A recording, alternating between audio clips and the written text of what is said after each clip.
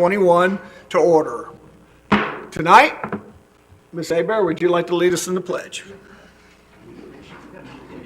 Yeah, then we'll do the invocation. We'll do that. I got it.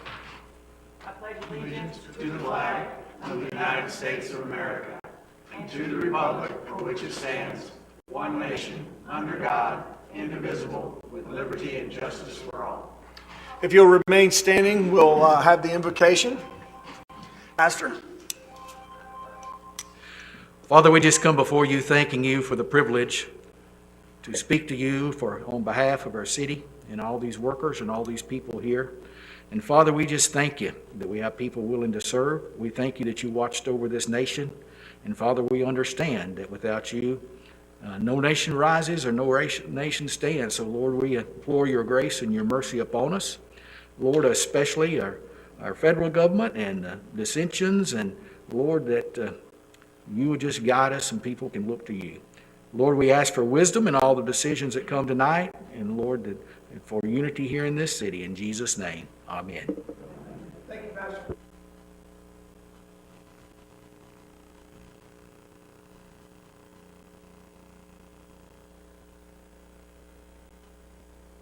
I want to add under my name a nomination for the Public Works Public Safety Committee. All right.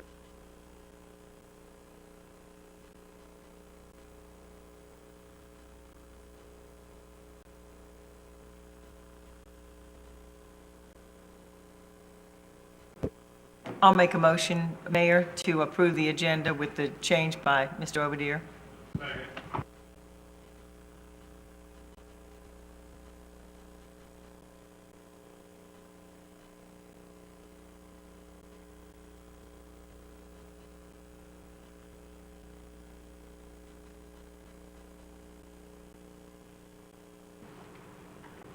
All righty. Up first, item number 1, approval of the minutes of January 4th, 2021, regular city council meeting. So moved. Have a second? I'll second, Mayor. Got a second? Any discussion? Seeing none? Mr. Bailey, can I have a pen? Never mind. Thank you so much. Vote is unanimous. So moved. All right. First up, we have a special guest, and I have the honor and the privilege of recognizing Mr. Trey Wayne.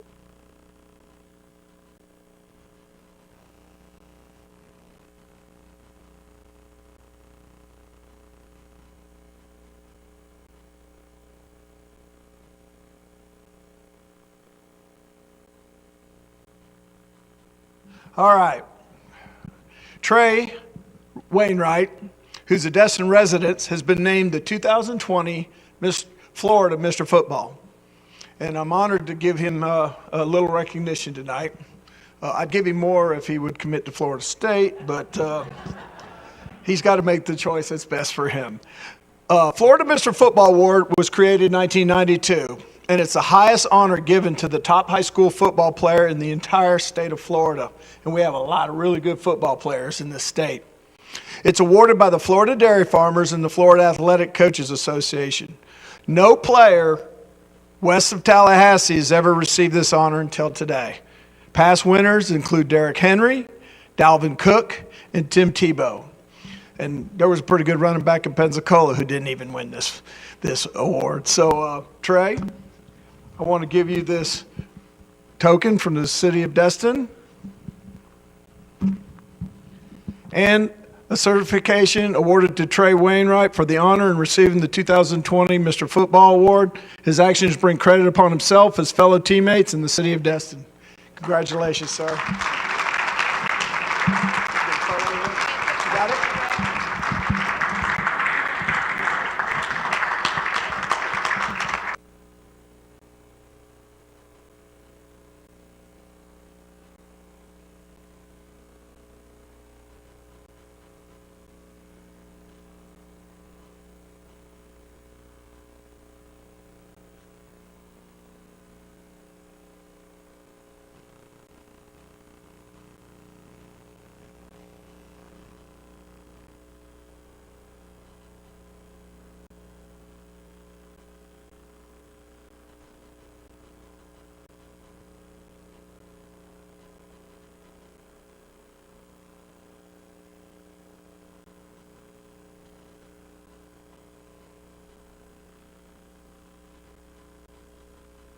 All right, up now is item number 3, which is public comments on agenda items that are not public hearings or any matter that is not on the agenda.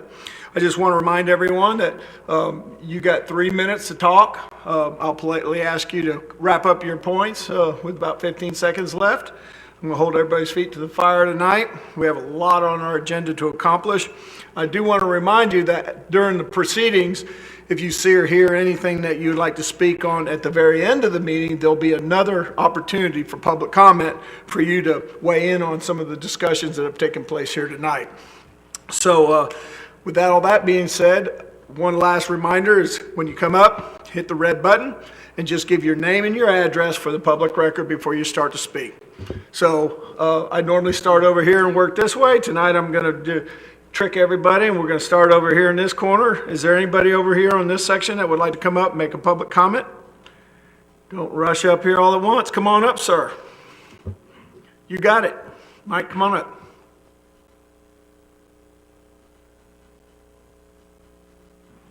Mike Abity, 530 Harbor Boulevard. I just kind of wanted to make a couple of suggestions to the council tonight. I'll be brief. Number one is we know we have the Harbor CRA meeting next Wednesday at 5:30.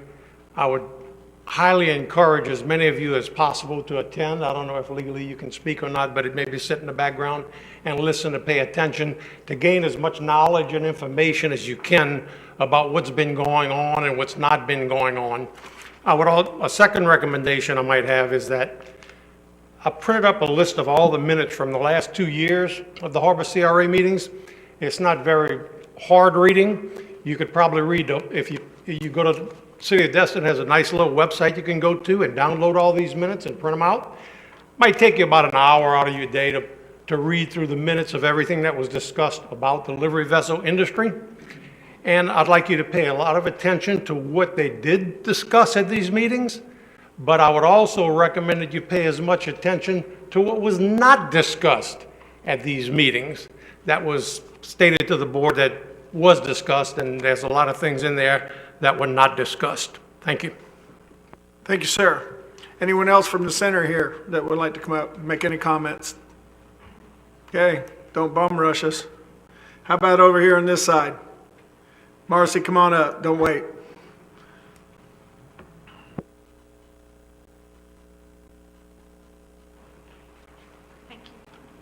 Marcy Bell, 3 Gulf Breeze Court. I actually just want to make a correction to a statement that I made at the visioning session after I spoke about waste management and the 75% of the people on my street not paying. After I made those statements, I met with Mike, and he showed me some updated information, and now there's only 2 on our street that aren't paying. Both of them have just sold, so that's probably why. But I just want to make that correction, or at least clarify the record. Transparency is everything. Thank you, Marcy. Thank you. All right. Anyone, come on up.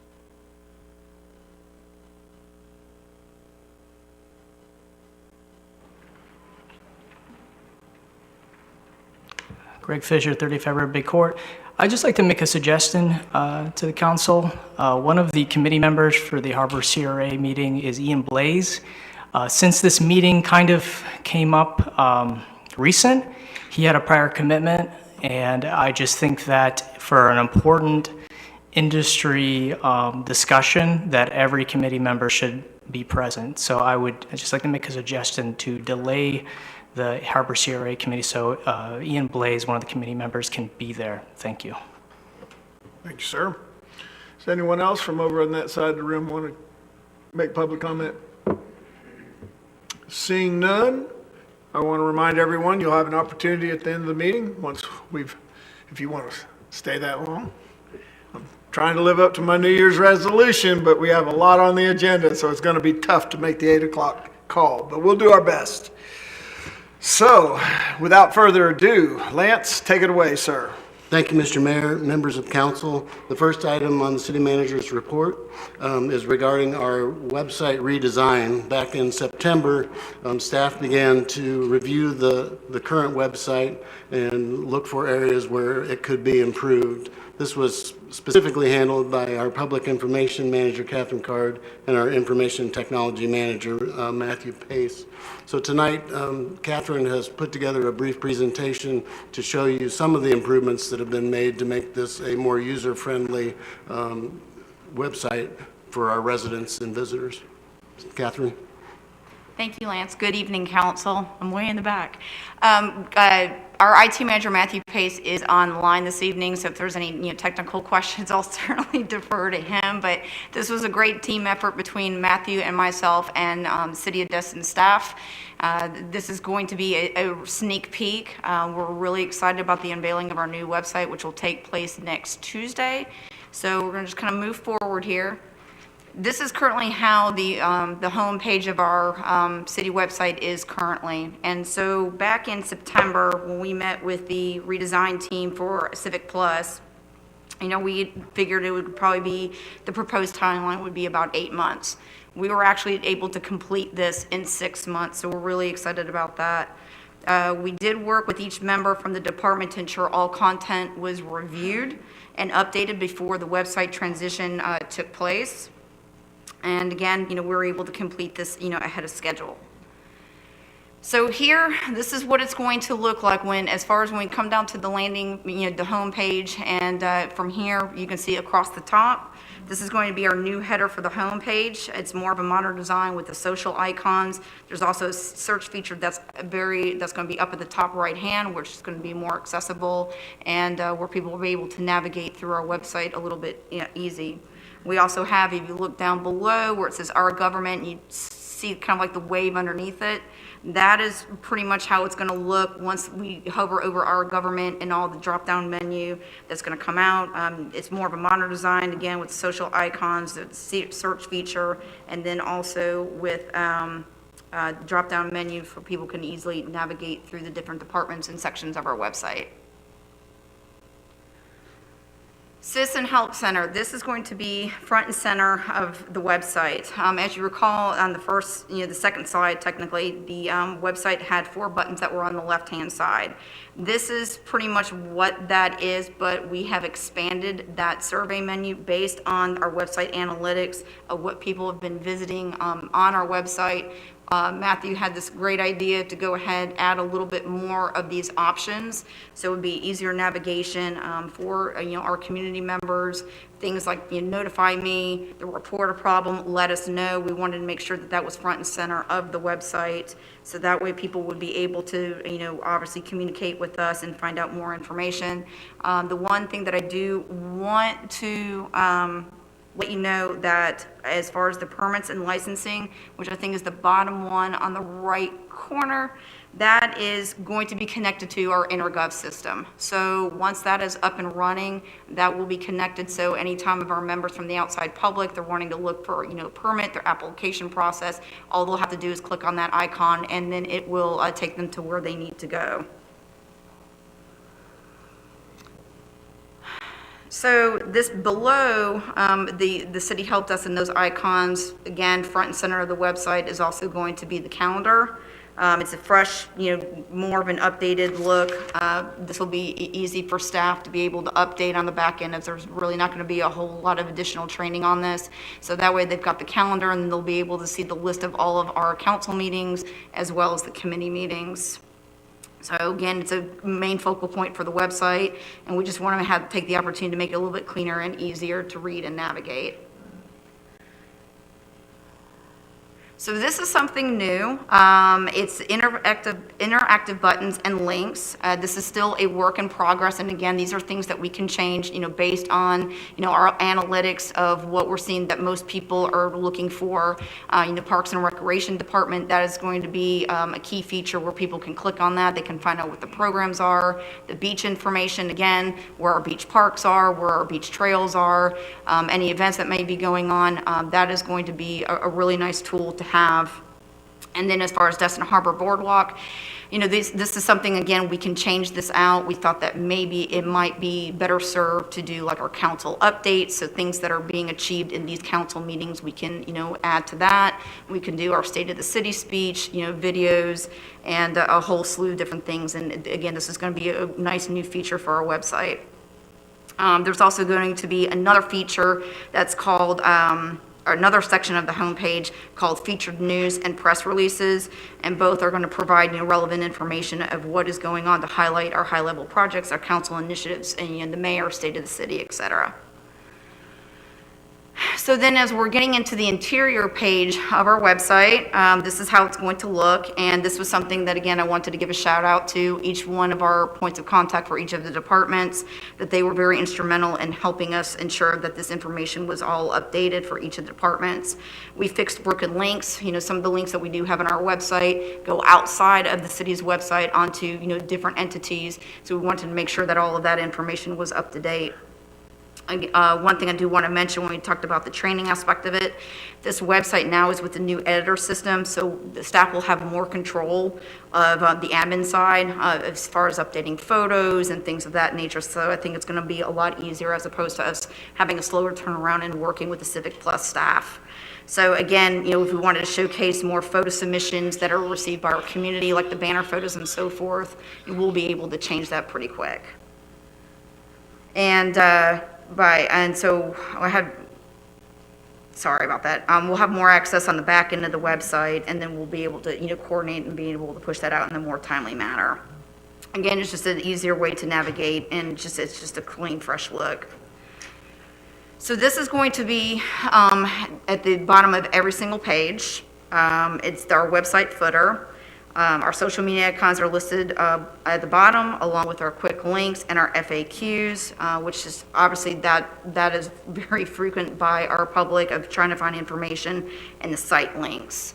So all in all, that's pretty much, like I said, a kind of a sneak peek of where it's gonna be. We are finalizing some of the design elements and fixing a few of the technical issues, but really just wanted to relay that this is definitely going to improve our customer service. A lot of time and effort went into this of really trying to capture, some of the things that we've received from the public that we wanted to fine tune, just having a better look. It's going to load faster, and we just feel overall that this design is going to accommodate our audience a lot better. And as I stated previously, that we will have one final meeting before we launch at the end of Tuesday, February 9th. So is there any questions? Any questions? We have a couple. Mr. Smith. Thank you, sir. Thank you, Catherine. This is amazing, and I really appreciate what you all have done and how quick you've done it. I think it's very important in this day and age, the digital world that we live in, that we have an amazing website for our customers that we serve. The interactive buttons and links, I'm just curious, is that like a home screen scrolling type of area that's going to be on the front page? The interactive buttons and links slide that you showed? What we're able to do is we will have basically a slideshow of photos, but with that, we can change out the photographs, and then we can change out the headers at any time. If we're seeing something like, the Gulf Power, the undergrounding initiative, we can insert that in there, so there'll be a quick turnaround that we can change out photos and whatever the topic, that you or staff would like to have posted on there. Sounds good. Thank you so much. No, you're welcome. We're really excited about it. Ms. Aber. Thank you, Mayor. Nice work, Catherine. I'm very proud of y'all and pleased that you've been able to do this. I only have one question for the YouTube, for folks to watch our meetings. Is there also a link for that on the homepage as well? Okay. Yes, we're going to make sure, I think it's on the bottom there where you can see the links. Sorry, my eyes are getting old. But we've got a Nextdoor and all of our social media platforms. Those will be all on there, and I can see that the icon for the YouTube is going to be on there, so. Perfect. Thank you very much. Great job. You're welcome. Very welcome. Lance. Thank you, Catherine, and thank you, Matthew, who's online. Appreciate all the work on that. Next item up, 4B, is a memorandum of understanding for the city access to driver and vehicle information database systems. What staff is asking for is for your permission for me to execute an agreement with the Florida Department of Highway Safety and Motor Vehicles. There is no cost involved to the city as we are a government agency, but I do have to formally turn in an MOU with your permission. This is a tool that our code compliance department will be able to use once it's in place, which will help them to do their jobs better. It will enable them to run tags. For those who are not familiar with the service, it'll enable them to run vehicle tags should the need come up where it's justified for that to happen. We have a recommended motion for this. I'll make a motion. I move to direct the city land use attorney to finalize the agreement with the FLHSMV and direct city manager to enter into the proposed memorandum of agreement. I have a motion. And I have a second. Is there any further discussion or questions to Lance for this? Seeing none, we'll go ahead and take a vote.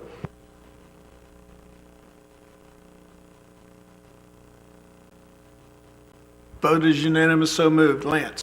Thank you, Mr. Mayor and members of council. Item 4C is regarding City Hall Annex operating hours. At the last council meeting, Councilmember Destin had asked that staff bring back a plan of action for returning to a 5-day work week at this building. And we have Mr. Zanguzzi here prepared to offer up his recommended solution.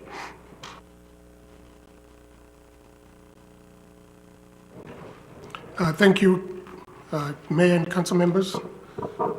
Just some background to this item.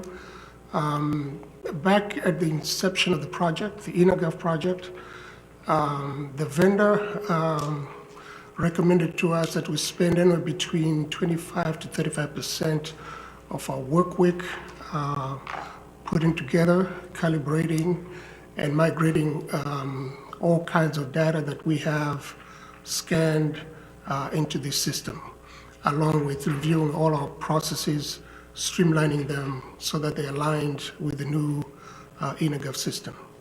At that time, we came back to City Council last year and requested time to rearrange our week, including closing out on Fridays to the public. At that time, we did get approval to go forward.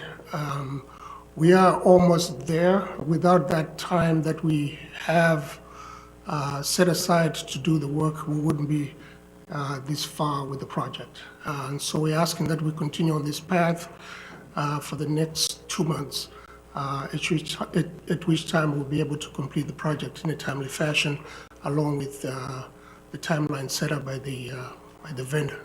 And that's what we're asking for.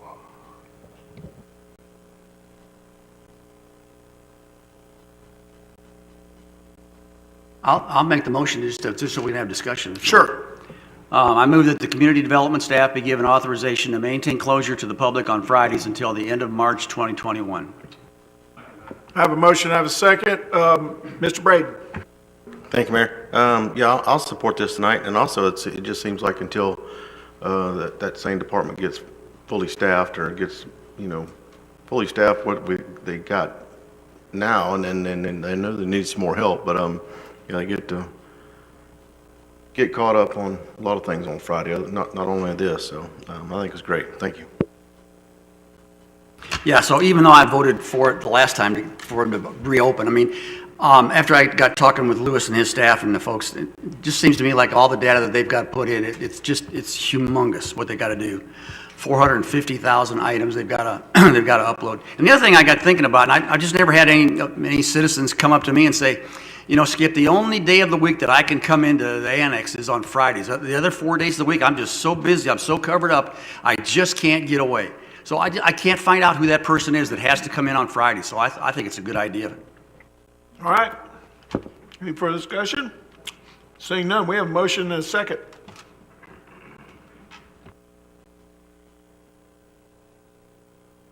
Vote is unanimous, so moved. There you go, Lewis. Lance? Thank you, Mayor and Council. Item 4D is a crosstown connector redesign update. Staff was tasked back in June to go from a 4-lane road to a 2-lane road, and staff is bringing back a report to council for council's approval and direction moving forward from this point. We have Mr. Lewis Zanguzzi, and we have Don Smith, our city engineer, to make the presentation for us. Thank you once again. Good evening, council members and Mayor. At the last time you gave us a go-ahead to proceed with the redesign of the Crosstown Connector. We promise that at every pertinent juncture, we'll come before you and give you an update, and also to seek any direction that may be needed at that time. We are at this point of the redesign at the 30% level, and there are a few design items and acquisition issues that we need to talk to you about. And so if you'll indulge us, I have, I think, Jessica Golema online from Atkins, who is our project manager for the project, and also a city engineer here to make the presentation. I think Jessica will be first.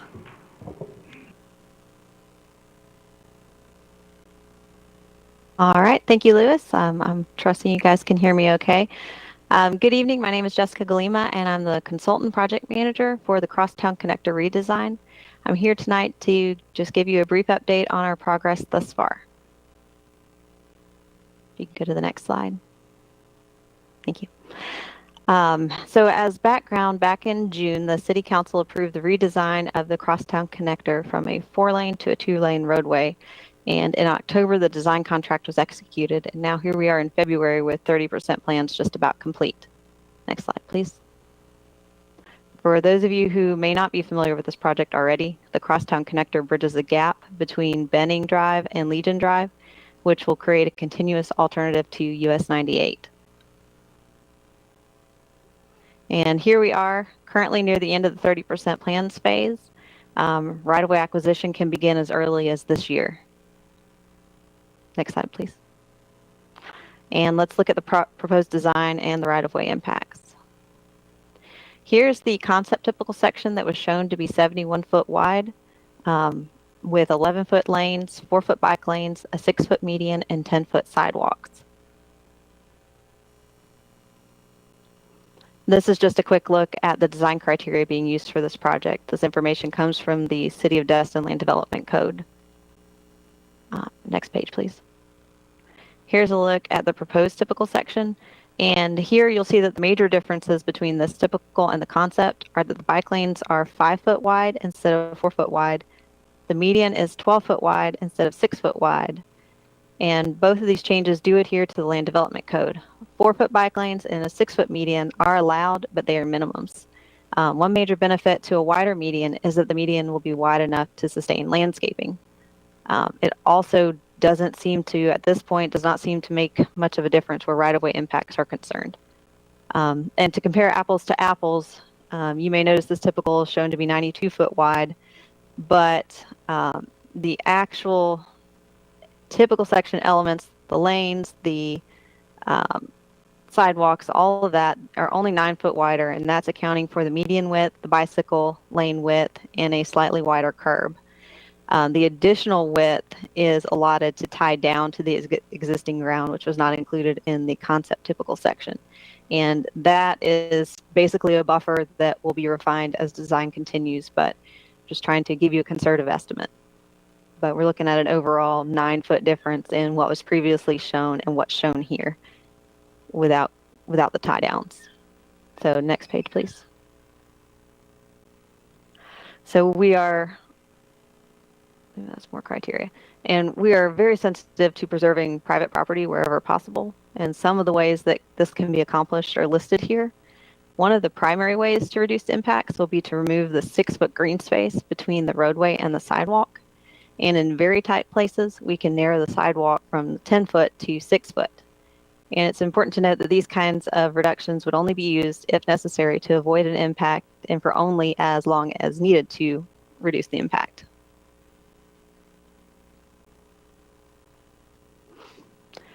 So you may have gathered at this point, right-of-way acquisition is required.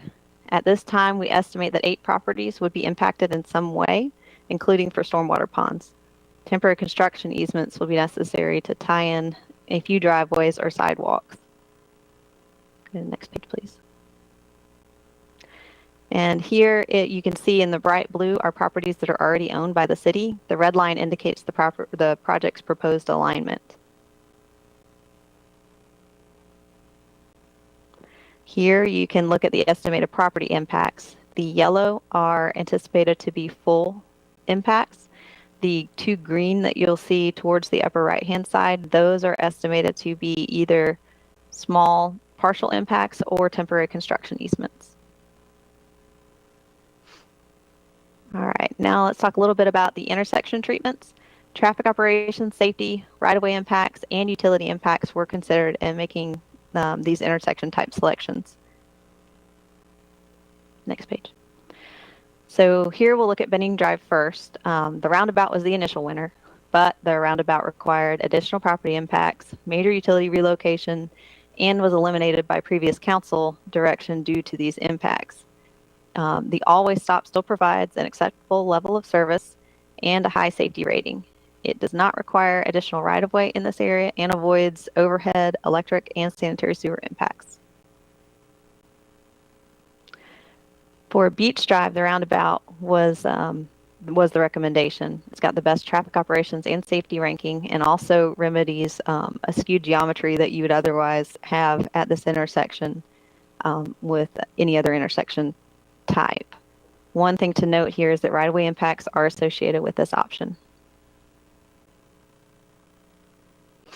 So to conclude, staff would like your approval for the wider typical section, the always stop at Benning Drive, the roundabout at Beach Drive, and to move forward with right-of-way acquisition when the time is right. And then I'll leave it to if you have any questions or if Mr. Don Smith has anything to add. We have a couple questions if you want to take those first, or Mr. Smith, Sure. you have, nope, okay. So first up, Mr. Braden. Thank you, Mayor. My first question is why was it changed from the original design to the revised design? You mean from the 4-lane to the 2-lane? No, what I'm looking at, the original design was a 11-foot lane, 4-foot bike lane. Okay. So we can go element by element there. The 5-foot bike lane is the recommended bike lane width in the land development code. You can go as narrow as 4 foot, but we just feel like it adds an extra element of bicyclist safety if we have a slightly wider lane there, if it's not making a difference in property impacts. And the median change? The median is kind of the same thing. You don't save a lot in property impact, or really you don't save anything with the 6-foot versus the 12. And if you've got a 12-foot median, you can sustain landscaping and you can put trees down the middle, which will also help to create kind of a traffic calming effect. So when was this 75-foot right-of-way designed? When, with the 2 lanes, when was it designed? So I'll jump in here if it's okay, Mayor, Council. Sure. Thank you. That was just part of our process. So during this 30% review process and looking at those items which we felt like would best represent the safety of the project, the speed of the traffic, and those considerations you would normally run through, that's where we came up with those recommendations for that typical section versus the minimum that we had before. So, so my question is, why was this 75-foot right-of-way, why was it designed to start with? And then Well, change? the original typical section is just straight out of the table 8.1 of the Land Development Code. It is in minimums. So at that time, there were, since we didn't have a design, since I wasn't here, I'll make the assumption that somebody said at a minimum it would be 71 feet. So if you look at our Land Development Code and just pulled that out of the table, that's what you would get. And then, Okay. I was thinking that somebody worked on this for months on end, and then all of a sudden, we've changed it all of a sudden and went, okay, that makes more sense. My other question is I guess is for staff, why did it take 4 months to get a contract with this? Aren't they already a continuous contract service for the city? they were not a continuing services consultant, so that was, they were selected. Am I correct on that, Louis? We had to go through a negotiated process because they were no longer engaged after the 4-lane process was discontinued. We had to renegotiate a new contract and a new concept, which we brought before you in July of last year. And that's where the process has taken us this far. Okay, thank you, sir. That's all, Mayor. Thank you. Ms. Ramswell. Thank you, Mayor, and thank you all, Ms. Galima and Mr. Smith. Just a couple questions. Historically, one of the major concerns I had that I brought up for years and was told I was nuts that ended up actually being correct was that this was planned to be a 4-lane and we were only being shown a 2-lane.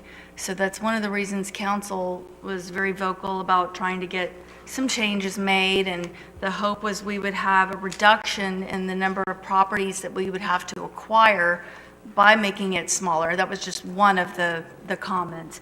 So I'm curious as to why the original design was only 71 feet wide, but the revised design is 78 feet wide, and if you include the tie-downs, as you referred to, it's 92 feet wide. So instead of getting smaller, we got larger. So if you look at that original typical section, you will see that it only goes from sidewalk to sidewalk. So that in itself, something has to happen outside of those sidewalks, whether it be swales, whether it be a cut, a fill, pipes, culvert, whatever it would be. So that 71 feet was never a true number. I don't know exactly where that came from, but that is just the minimum design. Don, can I add to that real quick? Go ahead. So the 71 foot, that first one that was shown, that was not the original design. That's the concept for the 2-lane design. The original design that allowed for a 4-lane would be approximately 22 foot wider. Correct, I realize have that, to but be able to the add way what you it's need. referred in this presentation on, at least in our packets, page 63, where you have original design, total right-of-way width 71 feet wide. Should have been concept. Okay. And then I guess the other question is, you talked about the tie-down. Can you explain that, what that is, and why there's an additional 21 feet that supposedly are with the tie-down and not marked on the drawing? Sure. And I think so for the tie down is, I think, about 12 foot. So we're allowing about 6 feet either side. And what we're doing there, at this early stage in the game, that's just kind of a conservative buffer estimate. But we are looking at behind the sidewalk, a 2-foot flat area for sod. And then from that point, tying from wherever we are to the existing ground. And because this is going to be, we're not going over land that's completely flat to begin with, but also because it's a curb and gutter section, we're going to have to rock the roadway up and down a little bit to be able to push water to inlets. And so we're never, or very rarely, going to be right on top of the existing ground. We'll usually either be a little bit high or a little bit low. So that extra 6 foot either side gives us some room to do that. And, that will be further refined as we get further into design. But right now, that's kind of a best guess. And we can use different strategies to try to mitigate that in pinch points. But that's my best estimate at this time. So is the tie-down an additional footage, or is it where you've got, like, parking, planting, and all that on here? Because I guess I'm just not, I define tie-down for me. I'm sorry? It's behind the sidewalk. It's behind the sidewalk. Okay, so when, on these renderings where we see the light pole, it would be the area outside. Either side of that. Okay, so the Right. same is true then in what is labeled as the original design, correct? Or no? Right. That ought to have that additional several feet on either side as well, just to be maybe a little bit more realistic. So I guess where I'm going with this is that the concern was building something beautiful that was 2-lane and not building something that would permit a 4-lane to be constructed instead of the 2-lane. And so I guess one of the things that concerns me is if we're actually look at the footage, you could still actually fit in another 2 lanes when you consider the lanes are 11 foot each. And then if you look at page 66, the notes say that you could remove the 6 foot of green space on either side. You could make the sidewalks instead of 10 foot, 6 foot, and then remove the median altogether. So this would still create the possibility for 2 additional lanes. If you look to try to make this typical section of this 2-lane, if you look to try to make it a 4-lane, you would basically be doing a full reconstruction because your curb to curb is not wide enough to sustain a 4-lane. So if you're looking to use the rest of the right-of-way, such as narrowing that grass strip between the curb and the sidewalk or narrowing the sidewalk, all of that is getting moved outward. So then you're having to move your curbs. And the reason your curbs are so important is because that's where all of your drainage structures are in your trunk line. And that's where these things get really expensive. So theoretically, could you do it? Potentially. It would be tight. It would be expensive, and it wouldn't necessarily be safe, in my opinion. So is a median required for either a minor or a major collector? A 6 foot, so a 12-foot median is what is in the land development code, a 6 foot minimum. If I might speak just a little bit to that. And this is one that's very important to me, especially now, as we'll continue to look and have speed issues. So that center median with the trees gives you what I would consider the boulevard look, which really helps not only with aesthetics, but speed. So, that is really the intention, especially, linear park and those things that might go along with this. So it really does help with aesthetics and speed. So those are one of the things I, really was okay with and helped them push for in the design so that we could get those in. Okay, and then just a question about speeding and such, because I know they say the wider the lanes, the faster you go, and if you create more of a wider field, the faster people will go as well. So we're looking at 35 miles per hour on this section? It will actually be 20. It's 35 mile an hour design speed, 25 mile an hour posted. Okay. And so I guess I'll stop there. I've expressed my concerns, but clearly we do want a beautiful stretch of road, a beautiful connector, but we want to steer away from the 4-lane, so. Yeah, if I may just add one more thing, Councilmember. When we came and talked about the concept, the 71 was a concept for 2-lane on each side. You cannot come from here and make 2 lanes on each side to create 4. You will not meet code at all. So this is not designed to meet a 4-lane highway facility at all. Although the right council could change the code, right? Well, if we designed it now and construct it this way, that would not be possible. Yeah, exactly. Thank y'all for answering my questions. I appreciate it. I'm next.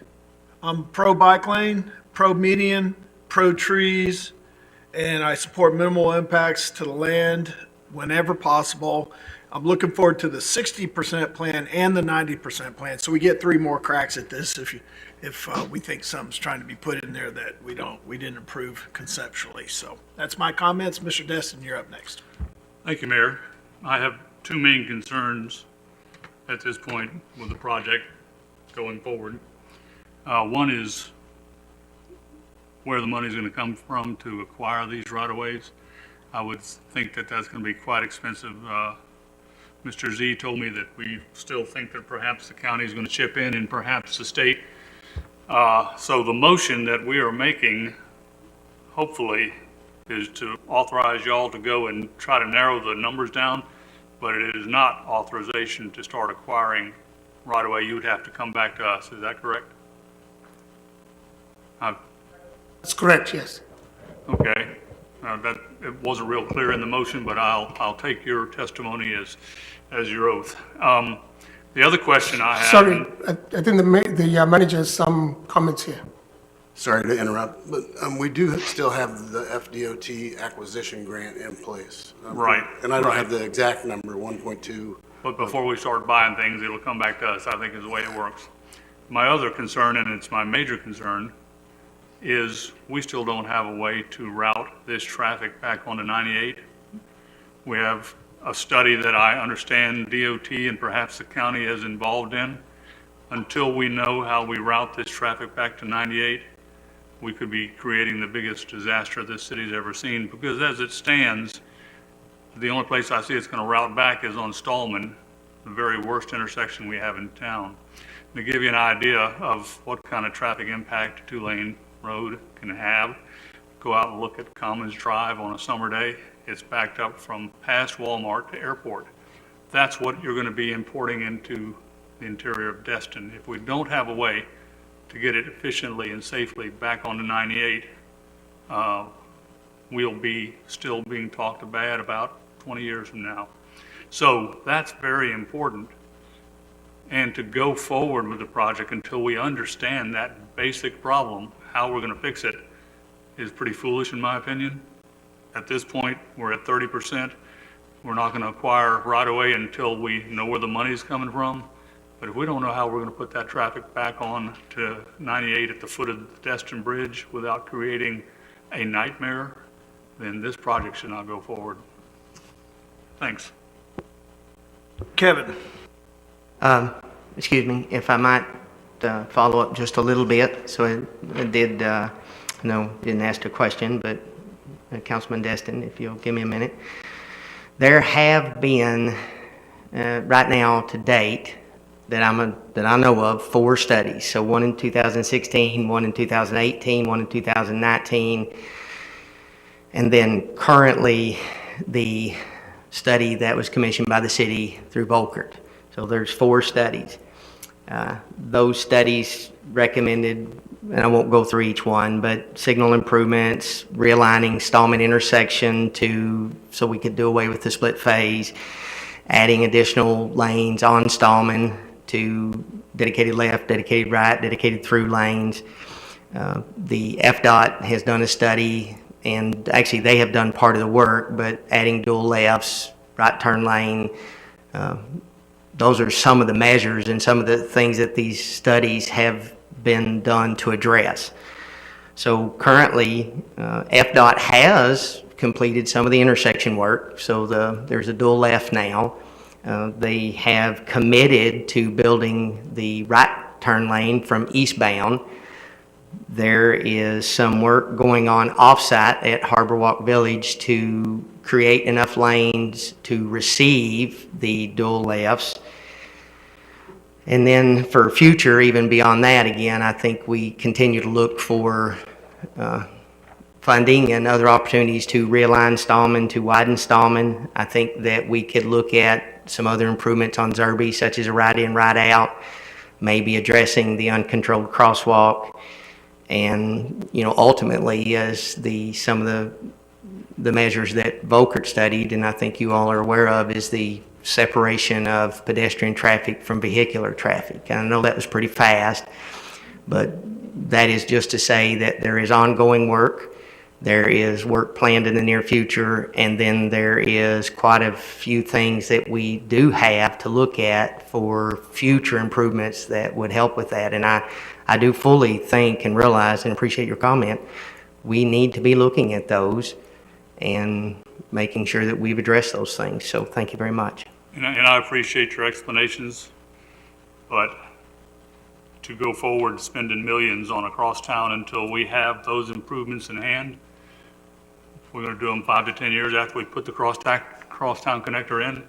A prime example of why we have the problem at the intersection of Stallman and Harbor Boulevard right now is we built a project that there was no way the intersection could handle the traffic and said, well, we'll fix that later. every day as I sit in the traffic backed up to Airport Road, I question the validity of that decision, and I know I don't want to make another one like that. So I appreciate the studies.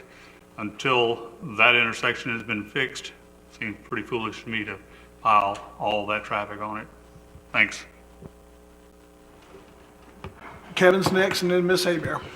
Thank you, sir. I appreciate it. Mr. Don, sir, your expertise in design, I'm curious, the transitions that we have between Azalea, this new piece, and then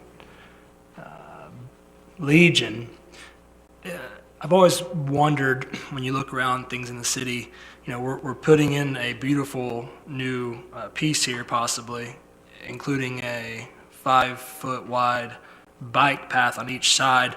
How do you think it transitions between the other parts of the crosstown connectors? So, for example, I don't think there's a bike lane on Azalea, and then we're gonna start a 5-foot bike lane, and then we go into Legion Airport. Like, is there a flow that it should follow? Do we need to be looking at other roads to continue these bike trails rather than this one little piece that we're gonna make this huge bike path right in the middle of the connector?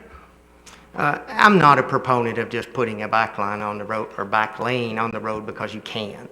So as we looked at this project, we looked at Beach and Benning and the area localized to that section, plus the fact that we do realize that we have some additional property there, and it will be somewhat of a linear park or an area where that people might come and enjoy riding their bicycle or doing some other things. So in general, yes, you would want there to be corridor connectivity or alignment for bike lanes and those things, or you might sometimes put it in just for future. But based on what we're looking at in the localized area and what we feel like the use of this road will be, that's kind of one of the reasons we feel like those components are acceptable in this area. And Jessica, if you want to sound in on that, please feel free so. There are no bike lanes, like you said, on Azalea, or Legion, or Beach. There are on Benning. So while there's not as much connectivity as you would like, there is some. And it's one of those things, so you don't have them everywhere else. Do you want to eliminate them here, or do you want to include them here on the, potential for future development elsewhere?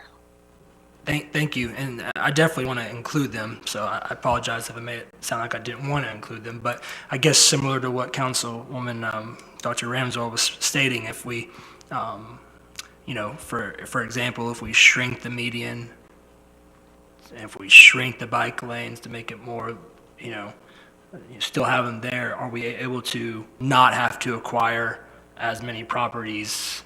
Have y'all looked at what we could do to spend less money to acquire properties? Well, and this is sort of what's interesting.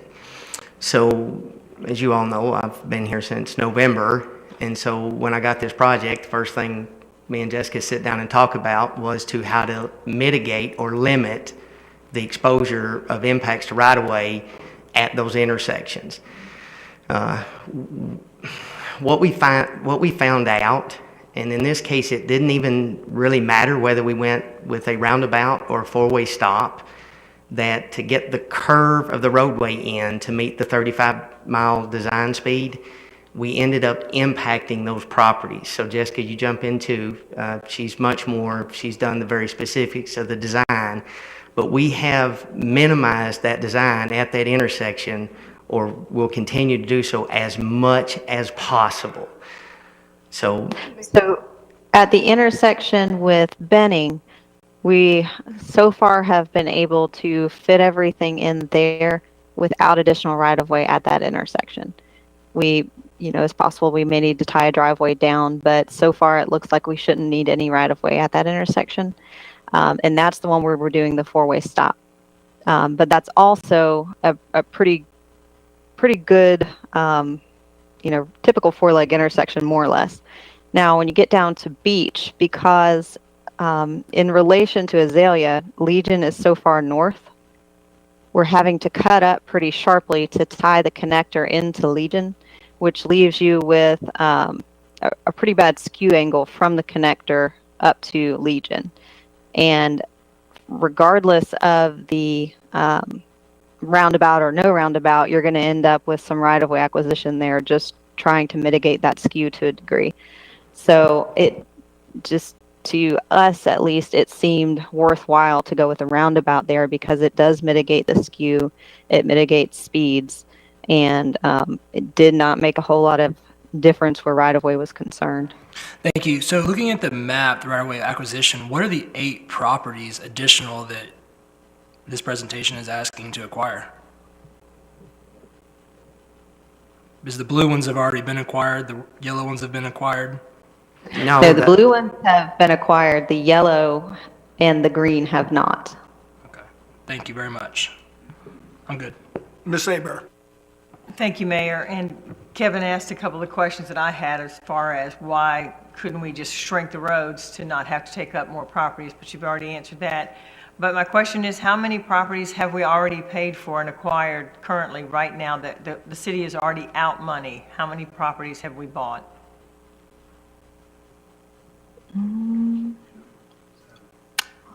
It looks like 6. It's not 7? I thought it was 7. Is it 7 what you're seeing? So we've already spent quite a bit of money acquiring properties, and now we have to figure out how much we need to get from FDOT and the contributions to acquire the rest of them. So the 1.7 is coming from FDOT. Okay. Money from TDC's already been set aside too. All right, thank you. My questions, thanks, Kevin, you had those, and so did Dr. Ramswell, so thank you. I'm going to make a statement, and then Dr. Ramswell, Mr. Dess and I are going to have to disagree on this one. Connectivity in a community is critical, no matter where it is. Our town center CRA, one of the goals is connectivity within the CRA, north and south and east and west. They've accomplished some of the east and west. There's still recommendations for further connectivity east and west with our town center. And this particular project was never designed or built to get traffic to 98. This whole project is to get us back and forth across our town without going on 98. But that doesn't mean traffic won't reroute, because that's what GPSs do now. Every time we have gridlock, which is about 100 days in the summer, or a serious accident, people's cars tell them where to go. And that's where we see cars in communities that we don't want them in, down Kelly and Calhoun and Seibert and all those things. But a community, the best practices in the League of Cities, League of Mayors, design, road design, engineers, is every community should make it a goal to always increase connectivity wherever possible and whenever possible. And it's not just for growth, it's just to make the quality of life a better place to be. I've enjoyed what's all but the finished part of the Crosstown Connector ever since about 1st October, about middle of October, and I'm enjoying it today. And most of us do every day, because that Crosstown Connector, and if this little piece gets finished, that's really kind of ours for 200 plus days out of the year. We don't have gridlock like we do on 98 on that 100, 120 days of summer. So it's not just to deal with 98. That Crosstown Connector and finishing this part of the project right here is to provide connectivity to our city to keep us off of 98. So that's one thing I just don't want lost in the discussion is when you have gridlock on 98 today, cars come into the communities, and even if Azalea and Airport Road didn't exist, people would be coming into communities where they normally would never come in, because that's what the cars could do today.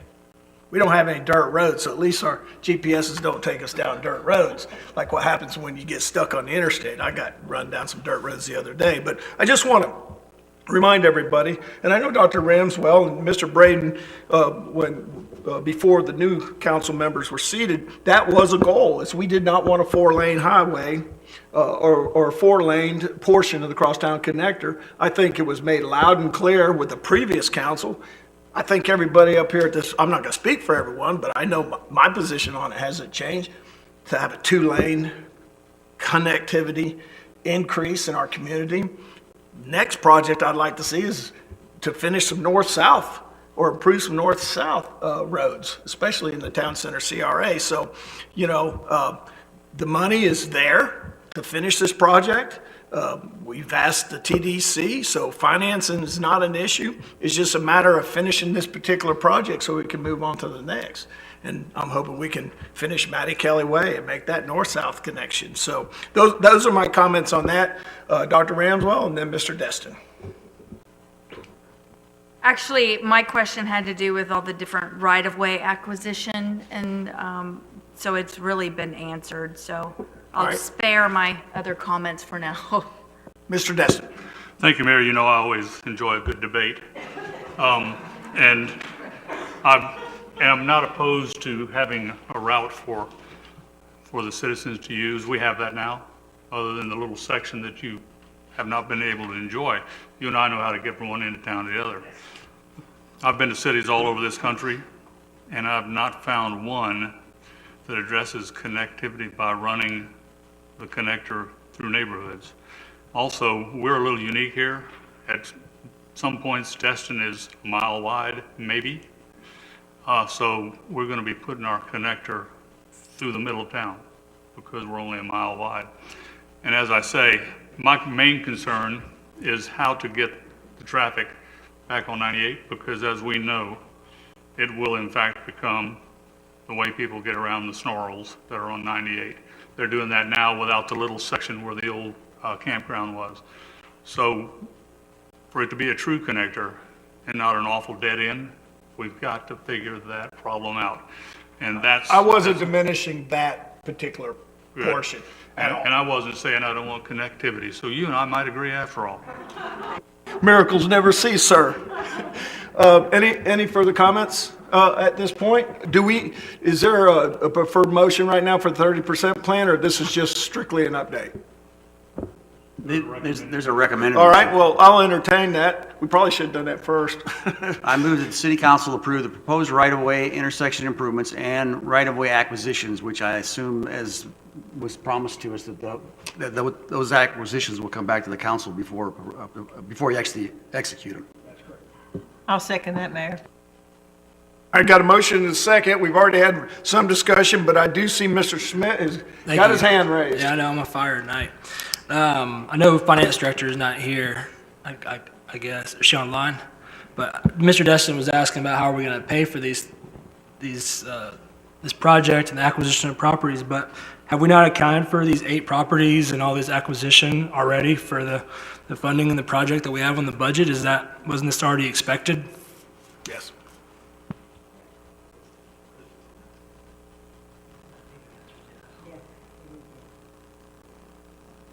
I can go ahead and answer because I don't know if she can hear us or not, but we had planned on all of these parcels to one degree or another.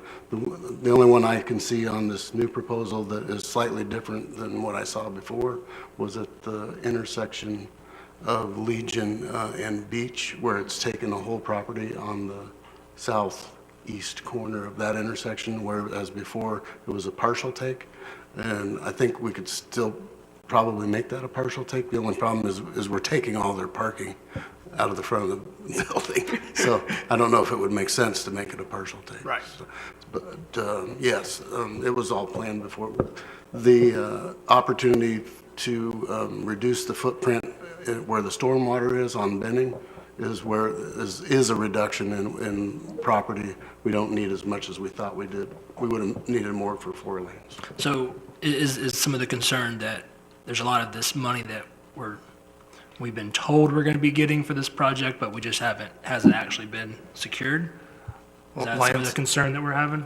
Lance, if I may.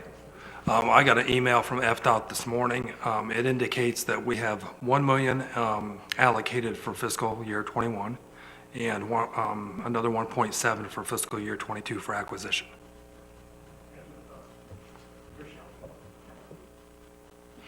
All right, Mr. Desson's last hand up before we take a Thank you, vote. sir. Having been here when we had to condemn and take the property on Airport and Legion, those become very, very expensive. The 1.7 may well be taken up entirely by acquisition of the properties. And so until we have a really good, solid price, we've got a problem. It's amazing when you actually have to condemn a piece of property. You have to pay both sides attorney fees. The list of things you pay are just unbelievable, and it ends up being 2 or 3 times what the property's worth, unless we get people who are willing to just negotiate and give us a fair price. Condemnation may well come into play, and that's an extremely expensive proposition. So that's why I say, Kevin, that until I've got my arms around what the cost is, I feel very apprehensive. All right, let's take a vote. We have a motion, we have a second.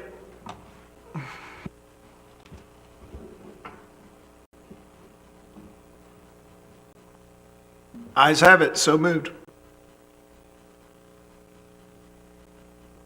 Thank you, Mr. Mayor and members of council. Next item up, item 4E, is a follow-up on the livery that was discussed at the previous meeting. There were 3 items council had asked staff to bring back.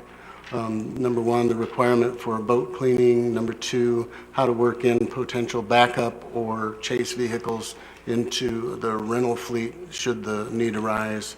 And finally, definition of storage and time frame for storage. Along with a completely separate item is that council wanted the Harbor CRA to be engaged in this process. So we have Mr. Louis Zanguzzi and Mr. Joey Forgione here to answer any further questions about this item.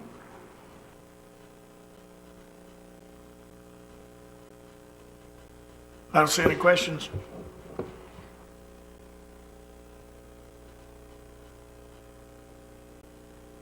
I expected questions, sorry. I wasn't to my next screen yet.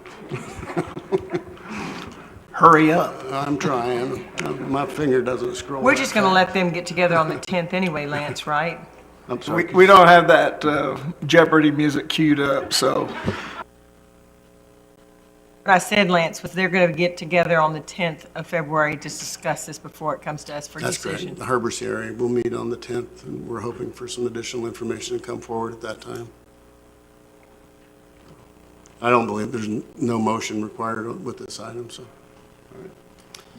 So I'll move forward to item 4F, safety improvements or options related to Calhoun Avenue. We discussed some of the options at the last meeting, and Councilmember Destin, I believe, had asked that we look at the potential for speed tables and some all-way stops at various intersections along that route. And we have Mr. Zanguzzi and Mr. Smith again here to talk about the options they're bringing forward. All right, thank you, Mayor, Council. Again, as Lance mentioned, after the last meeting, we went back and looked at safety improvements along the Calhoun corridor. We have identified some safety improvements that focus on this area, starting at Clement or prior to Clement Taylor Park, and then up around Zerby and then over to Siebert.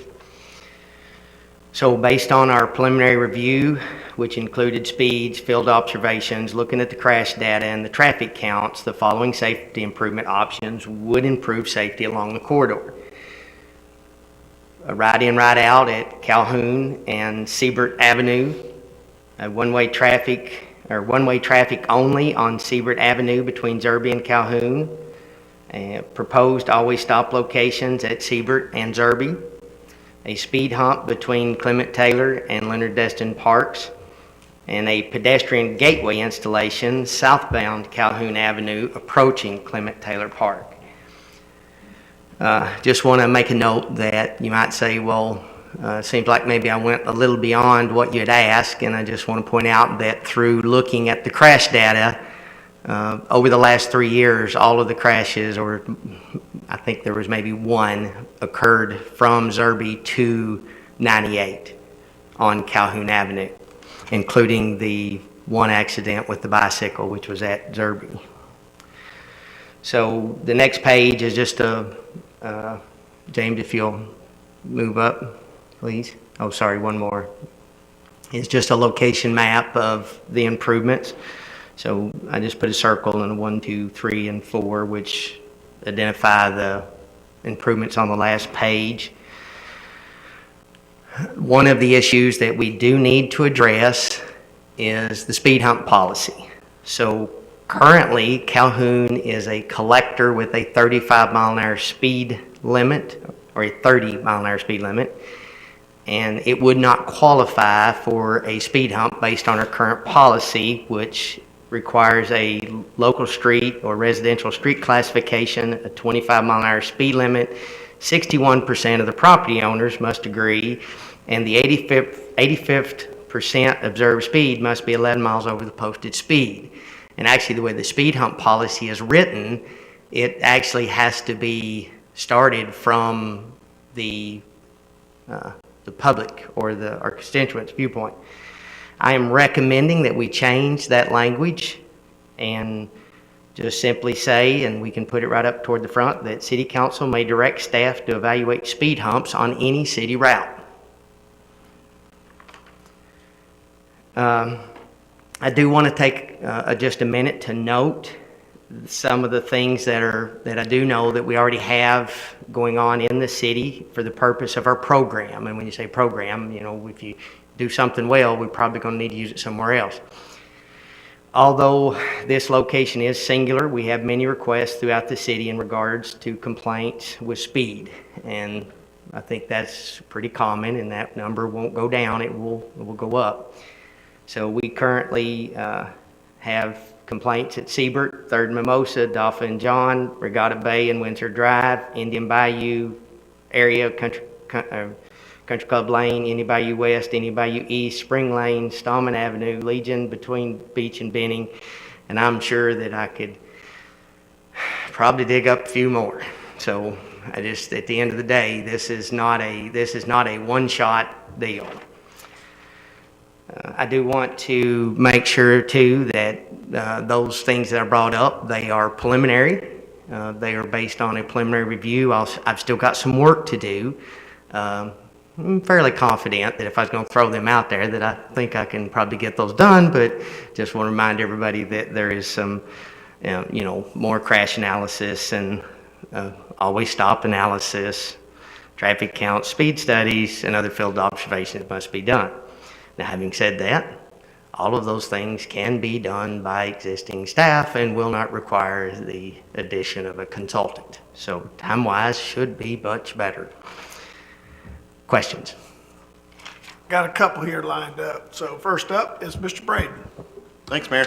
At the last council meeting, I'd asked for Seibert and Forest to be added to this list, and staff said they would, and it's not on there. Can we get an update on that?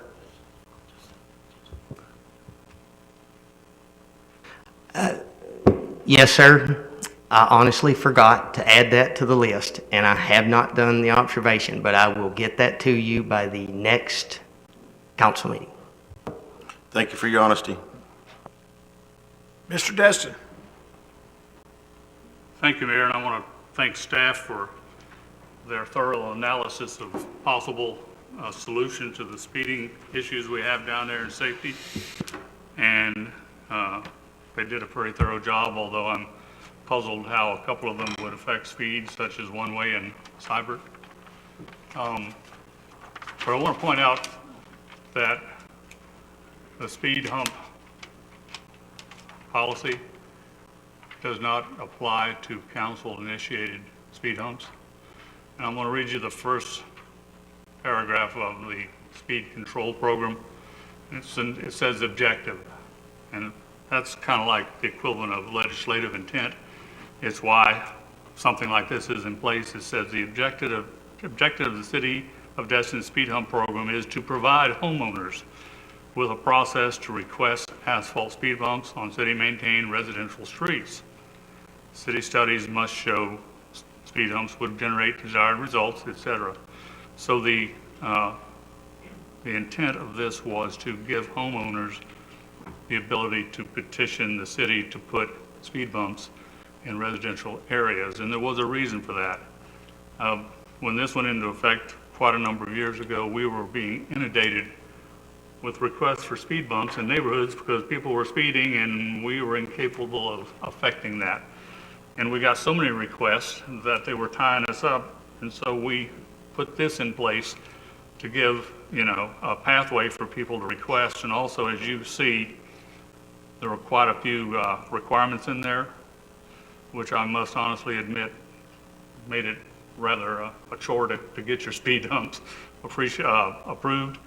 But clearly, this applied to residential homeowners and not to city-initiated speed humps.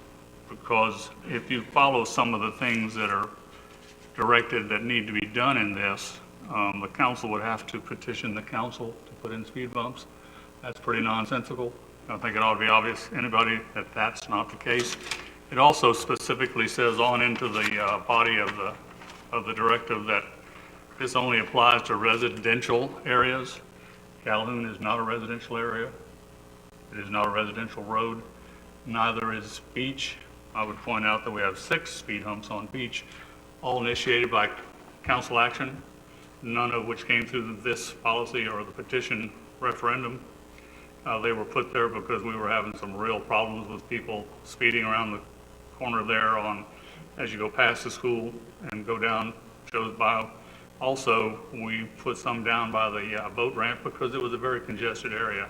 The point being that this was not applied, nor has it ever been applied to those situations. So while I appreciate staff's misinterpretation of the way this should be applied, for us to go back and put in language that says that we're allowed to do what we're allowed to do would be counterproductive. In addition to, there's a really good general area of law in the state of Florida that says a council may not tie the hands of a future council by putting into rules and regulations what the future council shall and shall not do.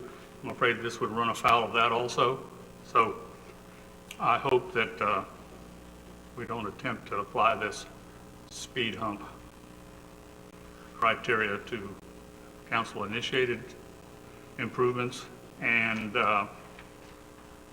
I'm ready to go forward to direct the city manager, to direct his staff to design speed humps, because we have 2 parks there all along Calhoun that within 100 yards of each other, Clement Taylor and the Hutchison. And I'll make a motion directing the city manager, direct staff to design those speed humps for us. The other criteria that we can look at and... Second, if that's a motion. I'm sorry? Second, if that's a motion. Okay. Waiting for him to stop. I was going to say a second too, but he wasn't done. And the other point of the motion I would suggest and put in the motion is that the speed limit in the area of those 2 parks be reduced to 25, and maybe people will only go 35 there. So that's a motion. It appears I have a second. Yes, we have a Mr. motion Dustin. and a second. Go ahead. Mr. Dustin, can I ask a quick question just to clarify? Did you want to include any of the other safety measures that were recommended?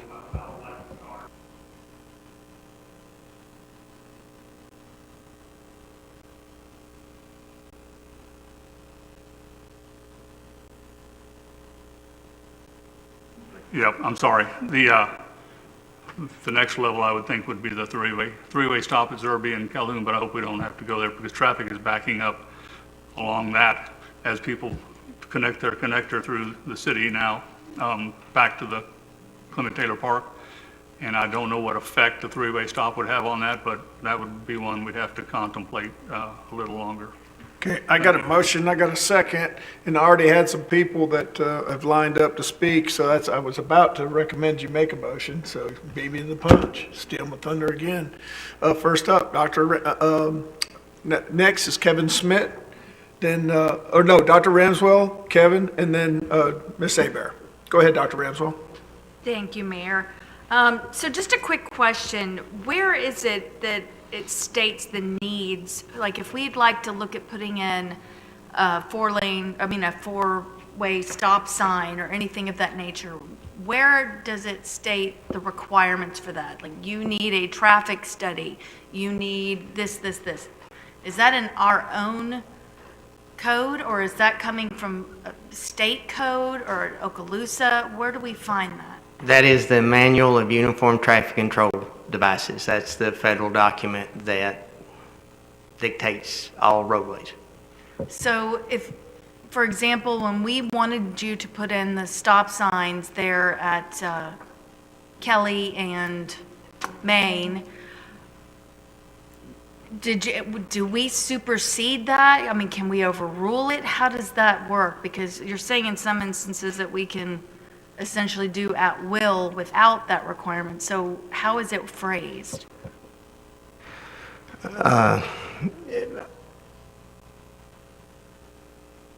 I can only speak for me as an engineer. So as a licensed professional engineer, that has to be my guiding document for me to make decisions. If I go outside of that, I could. Okay, so I understand that, but I guess what I'm saying is if we can essentially at will say, Country Club Drive in Indian Bayou is a nightmare. We've had the trailer out there, they're speeding, but we can't get 65% of all the neighbors to agree. So the council, let's just say the council votes and says, yes, we want a speed hump there. Are we then in violation of that handbook and that code by essentially saying something that make it so without doing the traffic study and all the other things? You increase your liability, your risk, yes. Might find that out in a lawsuit by the homeowners in that neighborhood that don't like it. Yeah, well, I was just using it as an example because I know there is a problem there, but the ones in the back want to be able to speed to the back, and the ones up front are the ones that are panicked because we see all the speeding going right past our house. I think we might run into that a little bit here because this is written policy and we're kind of like ignoring it.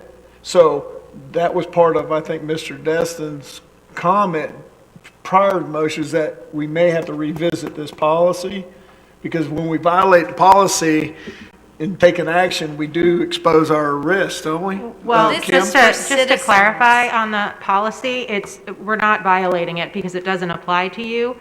The point was that the policy is for homeowner petitions. Since you all would be initiating this, the policy does not apply. All right, Mr. Schmidt. Thank you, sir. I had quite a few questions for Mr. Don, but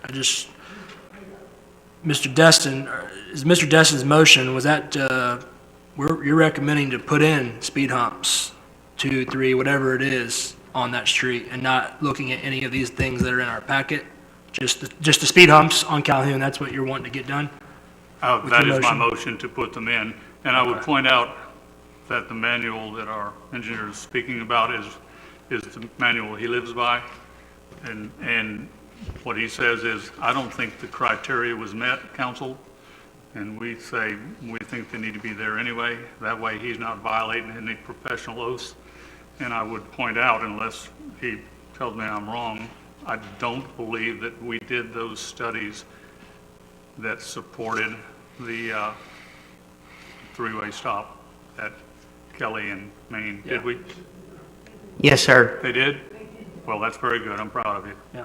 All right, thank you. I'm gonna, nothing further right now since his motion's on All the right, table, but we'll thank bring you. it to a vote here in a second. I got Ms. Abear and Mr. Destin, I got you queued up again. Are you done? You got? done. Okay, Mr. so Mayor, Mr. Mayor. after Ms. Abear, go ahead. I just wanted to clarify real quick, because he asked what Mr. Destin's motion was, and it did also include reducing the speed, right? Okay, Ms. Abear, and then we're going to bring I this have to a nothing, vote. it got answered, Mayor. Okay, all right then. We've had discussion, we got a motion, we got a second, so let's go ahead and take this to a vote.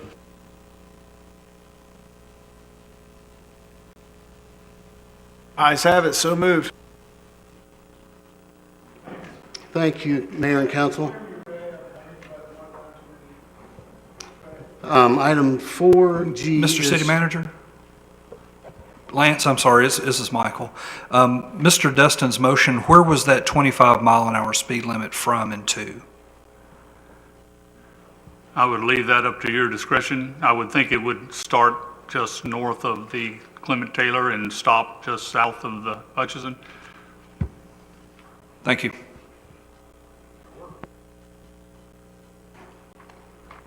All right, back, item 4G is just a real brief recap of the visioning session that took place a week ago today. This is not the official document that is coming back for you to endorse our official list of priorities for the upcoming year. This is just a brief overview, and we have Mr. Webb Warren here to answer any specific questions you may have about this.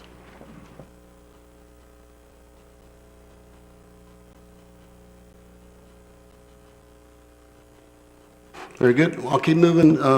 As far as announcements go, hopefully some of you were able to see that after the rain finally subsided last week, there was some activity on Captain Royal Melvin Heritage Park site. So there were tractors moving earth out there, which was nice to finally see. So that project is underway. I have some news, but I'm going to turn it over to Lewis. He got some great news from the Army Corps of Engineers late last week that he would like to share with you all. Yeah, thank you, Manager. If you recall, council members and the mayor, we have been looking forward to getting news from Washington.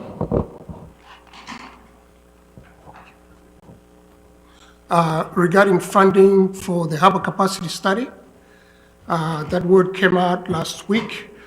They have their portion of the funding to match ours. And so it's $250,000 that they've been granted to partner with us. And so that study is going to begin in March in earnest. And so it's great news for the city to have that consideration. Many other communities are not as fortunate as we've been. So we made a good case, and it appears we're successful. Hey, Louis, is that steering committee meeting in February? Yes, we've scheduled a steering committee meeting on the 24th of February. Thank you, Lewis. And that was $250,000, is that right? Correct. Thank you, sir. Appreciate that. I'm going to ask Mr. Michael Burgess to give a brief update on a NIFWIP project that's going to be underway here. Okay, thank you, Mr. City Manager.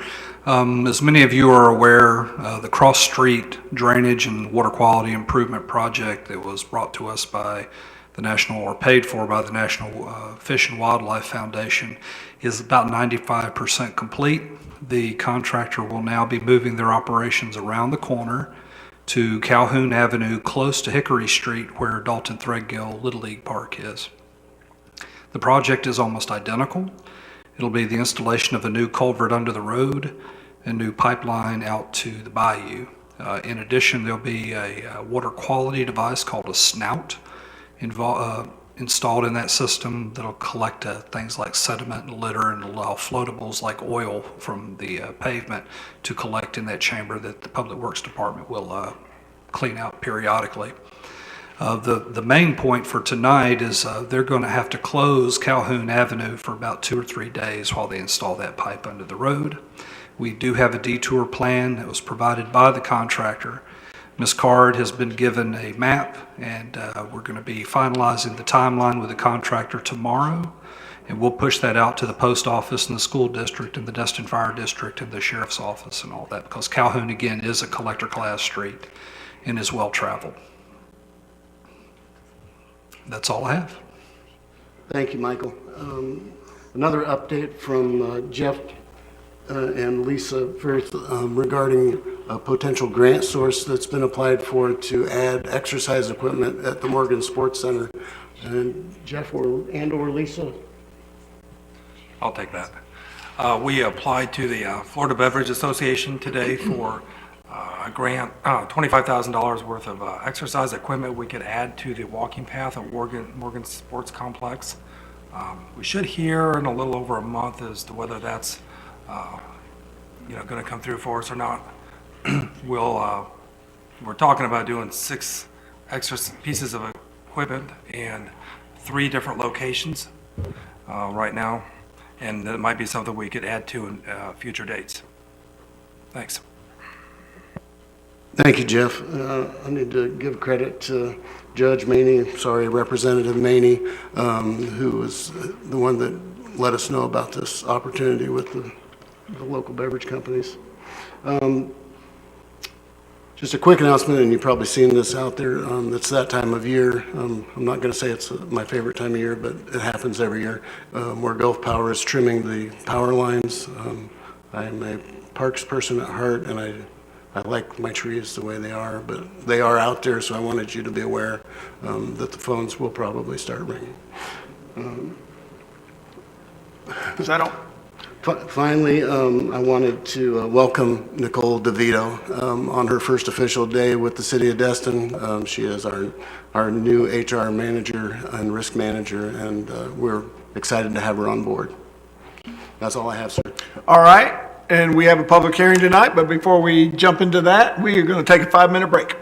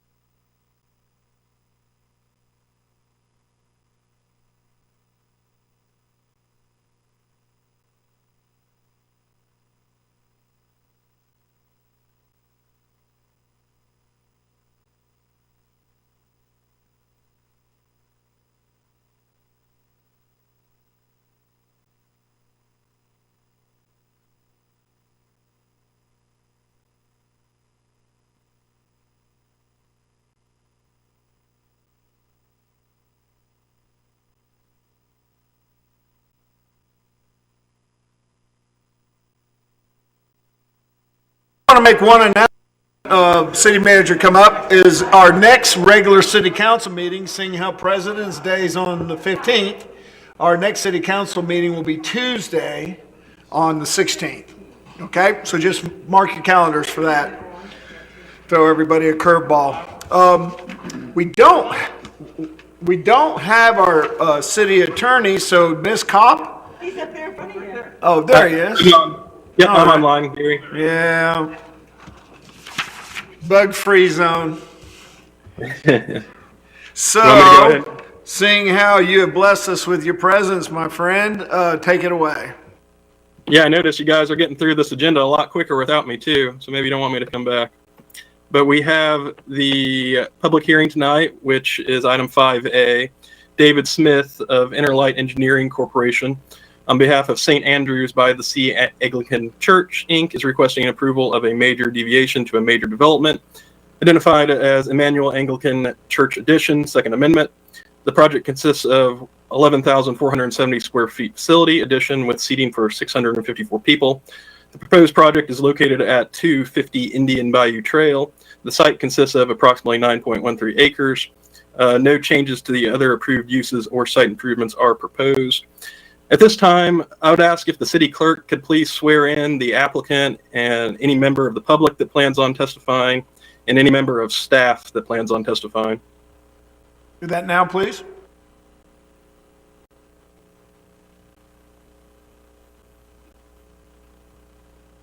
All right, we're sworn in, Kyle. All right, thanks, Gary. Next, if council and the mayor, if you've had any ex parte communications regarding this item, please disclose them now. None. None. Hearing none, I will go. Sorry. Oh, we normally go down the line for each person. I have had none. None. No communications, Mayor. No communication. I have no communications. There you go, Kyle. All right, thank you, council and mayor. All right, seeing as we have no ex parte communications, I will go ahead and turn this over to staff. Thank you, Kyle. So he has given you the background of this project, so I'll go ahead and run through the staff report regarding this. This project, as he said, is a proposed 11,470 square foot facility addition, seating 654 people, located at 250 Indian Bayou Trail. This property has a future land use designation as institutional, as well as a current zoning designation as institutional, so it is consistent with our land development code and our future land use map. The transportation analysis that we received from the applicant was consistent with the methodology outlined in our Land Development Code, Section 6. The density provided is well below the maximum density allowed for this project in this zoning district. The setbacks provided are compliant. They're well over compliance. The pedestrian network is provided with an on-site internal sidewalk provided throughout the development. The applicant is actually providing more landscaping and more trees than what is required. Also, the rest of the concurrency management has been met, such as stormwater management, solid waste, potable water, and sanitary sewer. With all this being said, staff recommends the approval of the major deviation to a major development order, also known as Emmanuel Anglican Church Addition's Second Amendment. All right, Kyle, this is a public hearing, so can I open that portion before we have a presentation by the representative, or can I wait till after? Yeah, typically we would go ahead and let the applicant present at this time, and then we'd take public comment and testimony, then allow staff and the applicant to respond to any public comment or testimony. There you go. Go ahead. Good evening. I'm David Smith with Interlight Engineering, and I'm the civil engineer for the project. And I thought Daniel did a great overview, so I'll be very brief this evening. And this project was originally approved back in 2003 and was issued a development order, and I was involved in the project back at that time. So I did want to point out that it was actually designed as a multiple phase project where the temporary buildings that are there today were constructed with the vision of having a permanent sanctuary, which is what is before you this evening. So we're not having to add additional parking, we're not having to add additional stormwater, because all that was planned back in the 2003 timeframe. That's the only other point I did want to make, and I would be more than happy to answer any questions that you all may have for me. Any council members have any comments? Mr. Braden? Will you be removing any of the affordable buildings there now? There's no plan to. The sanctuary seats, make sure I got my numbers right, 330. The new building seats 324, and that's for the total of 654. But their plan is the sanctuary will be in the new building, and then where they're seating now would be transformed into just ancillary space or office for personnel. But the new building will be a permanent building? It is a permanent building, yes, sir. Okay, thank you. Thank you, Mayor. Thank you. Dr. Ranswell? Thanks. So I know that it is a major deviation. What is the deviation from the original DO? The deviation is to add the new building. The original approval was 2003. The first deviation was in 2004 to slide the education facility 6.5 feet. So then this is the deviation to add the new sanctuary building.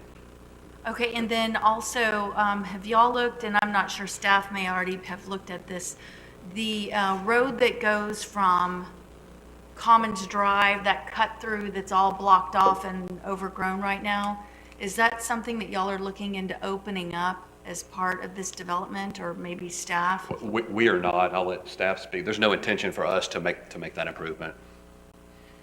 Staff, is that something that y'all are looking at? Because I know with the church developing and then the new neighborhood back there.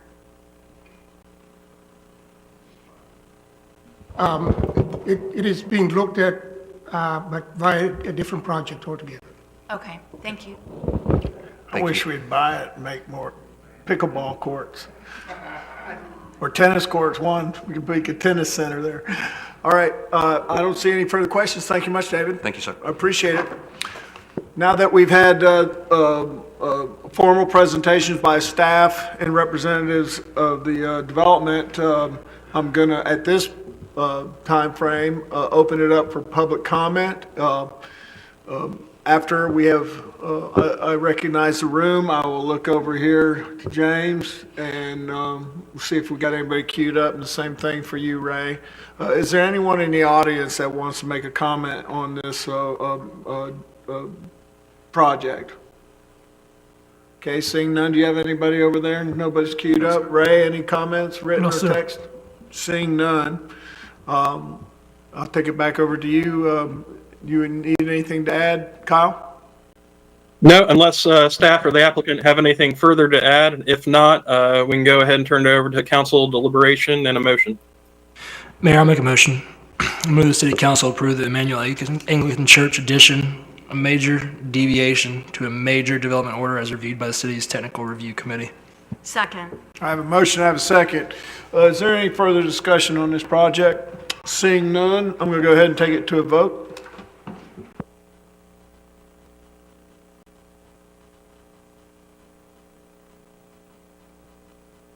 Vote is unanimous, so moved. Thank you, David.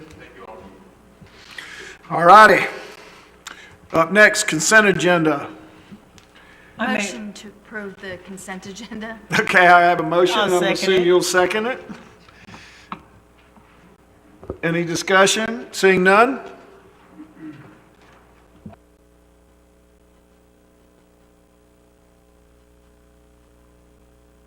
Vote is unanimous, so moved. Now up to item 7. Councilmember Braden, take it away. Thanks, sir. First item is the LDC. My intent for this one was to try to get some help with Mr. Lewis's department to get this done. I mean, he said at the visioning session for the first time in history of the city that we finally got the comp plan and our future use maps all in line, and this is the last piece of the puzzle. And I've spoken with both Mr. Lewis and our city manager about it, and we can use one of our continuous service contractors on this to help move it along and get it done, because I know they go hand in hand. I know that his staff is looking at the comp plan, it says one thing, and the LDC tells them something else, and they're both, supposed to be married together. So if we can get that done, it would be great. So I don't know if we need consensus or not, but I'll just make a motion to allow the city manager to use our continuous service contractor that we have on file to help get our LDC finalized. Okay, I got a motion. Do I have a second? And I have a second. We'll have some discussion. My first question is, when you were talking with Mr. Braden, what's the estimated cost? Because I'm sure the council members, that's everybody's question. Is it cost and time? What did you all come up with? I know it was to get it done this year. The cost wise, I'll leave that to the city manager. So staff is now going to go out and confirm a dollar amount, and if it's in excess of the 15, which is my threshold, we'll bring it back to council for approval. Go ahead. You still have the mic. Should we vote on that motion? Yeah. Ray, can you put me back up? I'm looking at a blue screen. There we go. All right, so we have a motion and a second. Let's take a vote.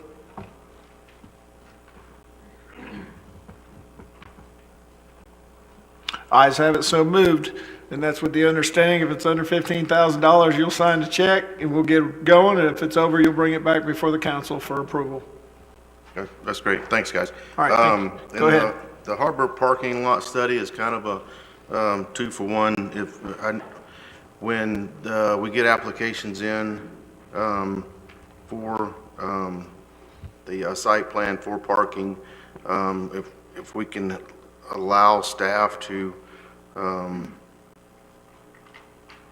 have our engineer or that we have on another continuous contractor, we have an engineer to maybe go down and verify them for us, because I know that the code enforcement, I think they used to do that, but I think they got their hands full. They have things they need, other things they need to be doing. And then again, if it was something that the, say the delivery vessels need help with their site plan for their parking, that'd be somebody they can go to and not, because I know we was talked about, or it was said at the last meeting, of, maybe staff doing it or helping them with it, but we don't need to be paying for that or have staff tied up, helping somebody with their parking plan. So that'd be somebody that they can go to and that already knows the city's, comp plan or LDC and can help them with that. So if that was, and I don't know if, I don't know if we need a motion for that or not, or. I got a question, Rodney. Yeah. Are you talking about for new applicants that come in, or are you talking about for every business on the harbor right now to kind of a long-term study internally to go review their parking stuff? No, it'd be, I guess anybody, but I guess mainly delivery vessels, because it just seems like that they're having trouble with their, their site plan, with their parking, and, it was discussed at last meeting that we'd go down and look at it for them or help them with it, and I just don't think the staff needs to be getting involved with that. But if we have an engineer that's what they do with for the city, that'd be somebody that could go to. Doesn't our staff on the planning or review process, aren't they already looking at the parking analysis in that capacity from an engineering perspective, or I think they're doing that in the review, I believe. They review it, but I mean, we get stuff submitted in a packet that's drawn on with just a pencil and a piece of paper draws out, and that's not adequate. It needs to be a site plan, I don't think not anymore though. I don't think they're not allowed to do that anymore, right? The pencil and paper Crayola stuff. I don't think they're allowed to, right? So. Can you answer that, Lewis, or somebody, one of your staff members? I mean, when was the last time that the city has the documentation on what the exact parking plans for all the properties in the Harbor CRA? I mean, is it up-to-date information, or is what Mr. Braden getting at is we need to reset the table, make sure the I's are dotted and the T's crossed, so we have a basis for evaluation for the staff or whoever to go back and look at the documents, say, no, this is what's been approved and submitted, and it's all been reviewed and revised in 2021. I think, is that basically what you're trying to get? We need to have a reference point again, a revisited reference point on where our parking is supposed to be. And that's a good summation of that situation, yes. And to your question, they are struggling to provide that information currently. Do you have a comment, Lance? I saw you. Yeah, and I just wanted to go back to the previous meeting. The discussion was, in my mind, and if I interpreted it incorrectly, please correct me, but we were specifically talking about delivery. And in this particular case, we've spent a huge amount of money on this new InterGov system. And if we can't get the right information put in that system from the very beginning, which includes accurate drawings, then we're kind of defeating the purpose. And so I think what Mr. Braden's suggestion is doing is going above and beyond in a customer service way to say, we're ready to reach out and help you. We would do it ourselves, but we don't have the capacity right now. So if we can use some of our continuing services contractors to assist with this and get the documents right, so we know we have accurate drawings, which is what Louis and Joey both need when they go on site, then that would be beneficial to both us and to the delivery organizations and the property owners, if that's applicable. Mr. Overdeer. Yeah, when I talked to Lance and Lewis this morning about this issue, that's what I thought was going to happen. Was these guys were going to go down and do the harbor parking lot study, and then you guys would have all the parking lots on file. So if I come in as a livery vessel owner or whatever, that's going to lease part of a parking lot from somebody, you already will have all those drawings on file, and I can just cut out my little part that I'm going to lease and submit that with my package. That way it's all done professionally, and it's easier for you to understand rather than, as Kevin said, writing it down on a piece of yellow paper with a Crayola or something, which is the way I would probably do it. But this way it's done professionally, and it makes it easier for you to understand what is it they're really leasing and where it's going to be and if it's adequate. Is that? But I didn't think that that these guys were then going to be almost like on call, that if I have a problem with the parking lot that I'm leasing or whatever, that I can go to them and I don't know what I would be going to them for, what kind of advice or anything I would need from them. I mean, I know I'm leasing 10 parking spots. These guys aren't going to be like on call to be available to advise anybody, and then we pay them to advise whoever the person is. Yeah, they're primarily going to be helping us to make sure that we have a good document as a baseline. And as an aside, once we get into the Army Corps study, they're also going to do a parking study in the Harbor District, but it won't just be limited to livery. Mr. Destin.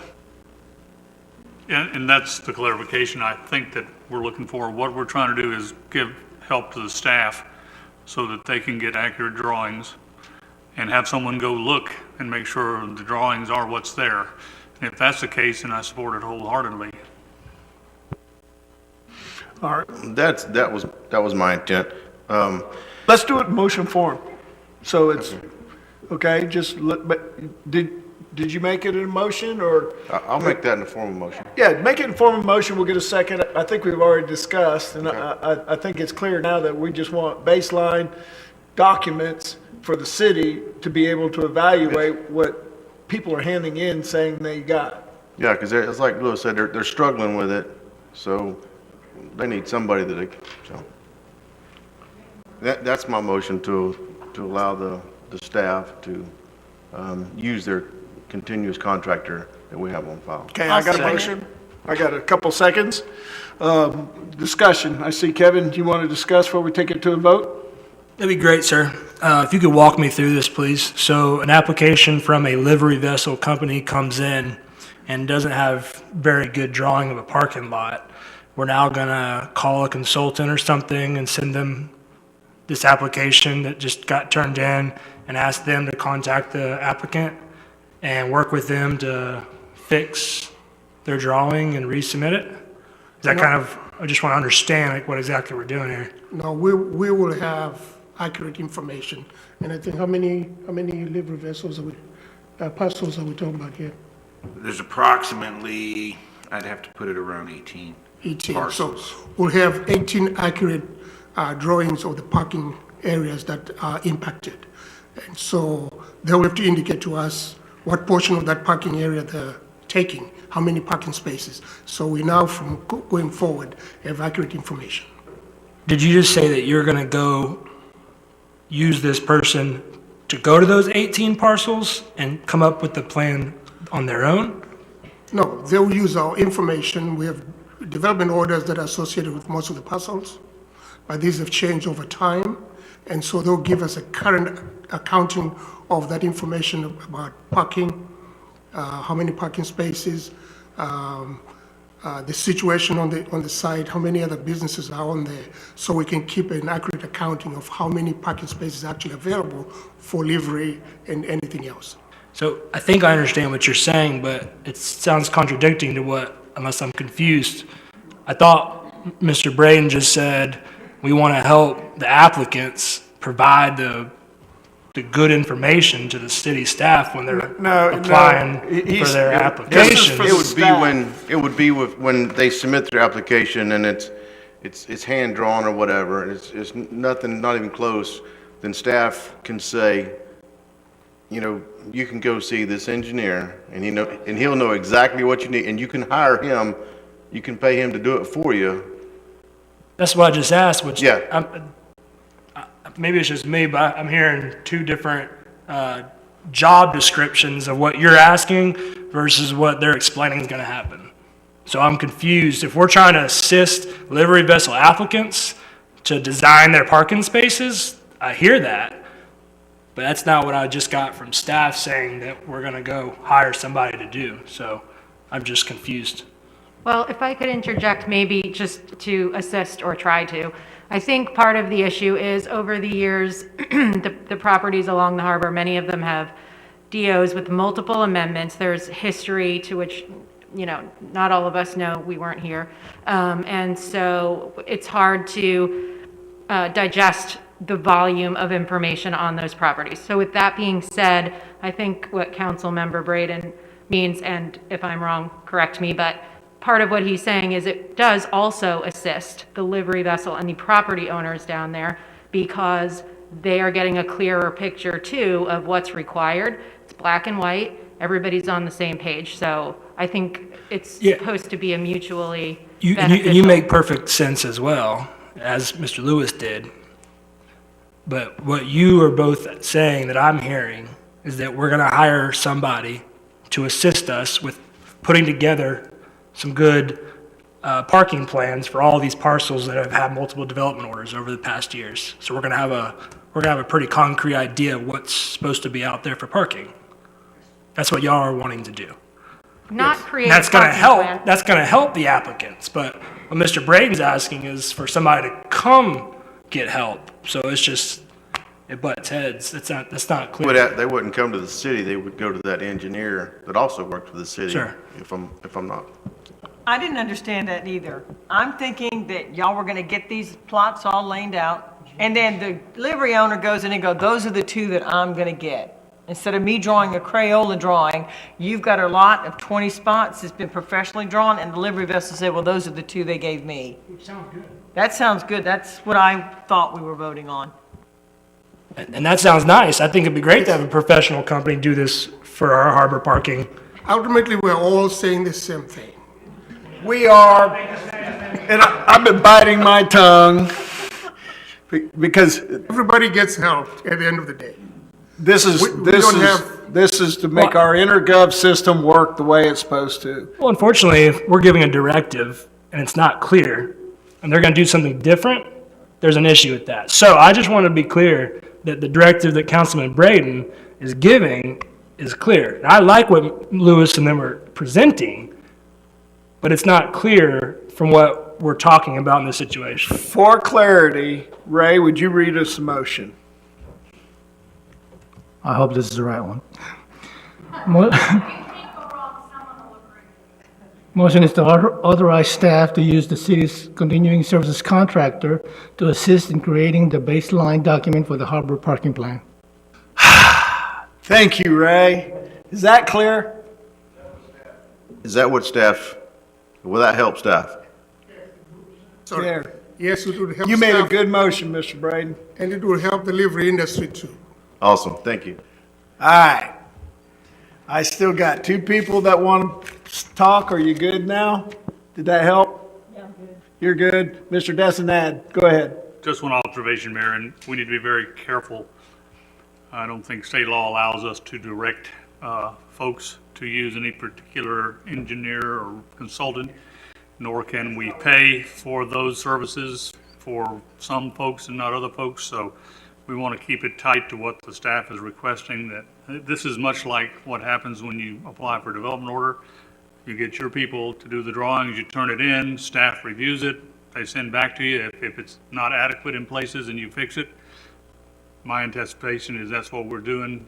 Staff will have this contractor review. If there's something wrong, you send the information back of what's wrong, and those folks are responsible for doing the things that will need to be done to bring it into compliance, but we can't be doing those other things. No, and that's why I had Ray reread the motion, because Mr. Braden's motion was a lot clearer than our discussion after it. So, seeing no further discussion. I got a question. Sorry. You said 18 parcels. Are those along the harbor? Are those harbor businesses? There's Delivery approx- vessels, restaurants, all sorts of stuff? You only have approximately 4 that are just its own business. The rest have a mixture of everything. And the total businesses are 20. There's about 18 properties, roughly, could be given one or take. So this will help multiple industries and multiple business owners or properties and things like that.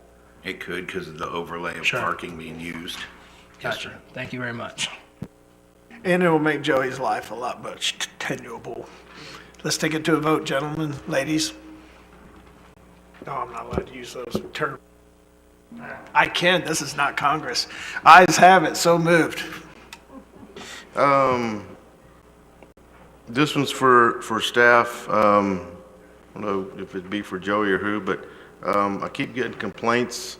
And Mary, I don't know if you've heard of them or not either. The ballards, the black ballards that look like something that a boat would tie to, that's along the harbor, the boardwalk. Big black bollards. Yeah. You keep mainly down around Harbor Walk that people are tripping all over them. I guess they're looking at the fish, looking at the boats, and they're not looking where they're walking, and they're tripping all over them. Am I the only one getting complaints about that? I haven't received any complaints, sir. Okay. I can check into it, though. How many drinks did they have? Yeah, exactly. Walking up and down that damn harbor for 40 years and ain't run into one. Yeah, it seemed like if you tripped over, seemed like they've only been there for about 12, but. It seemed like if you tripped over, your next step's going in the water, but Yeah, tell me about it. I don't know. I just thought I told him I would ask, and I did. Thank you, sir. Is that it? Or No, you got- sir. Go ahead. Can staff tell me anything about the 98 redesign? I'm getting feedback that DOT is, when they contact staff about the 98 redesign, staff doesn't have a clue what they're talking about or anything. Have y'all been, can anybody tell me anything like that? Anything about the 98 redesign? Were you communicating with DOT or anybody? Nobody's ever called? DOT's never called staff, try to get their input on the 98 redesign? Councilman, are you talking about from Airport Road to the bridge or? Yes, sir. Yeah, the new redesign. My understanding is the PD&E will go out late in the summertime period. The new PD&E study. Yeah, I think the last report I got, Mr. Braden, was that the PD&E went out for RFQs in December, and they should be making that selection sometime in the spring for an engineer. Okay, so I know they were wanting our input on the redesign. on that, and I know the rendering that I provided to the staff on the 98, the streetscaping, and said if you can also let DOT know that they can also use that as a starting point for the 98 redesign. No, what you're referring to is the landscaping improvements? Yes, sir. Kind of converting into the streetscape project? Yes, sir. I haven't spoken to anyone about that. Where are we at with the landscaping? That project got pushed back to August, I believe, August of '21, to let. Okay. I'll see if I can get some better information. Thank you. I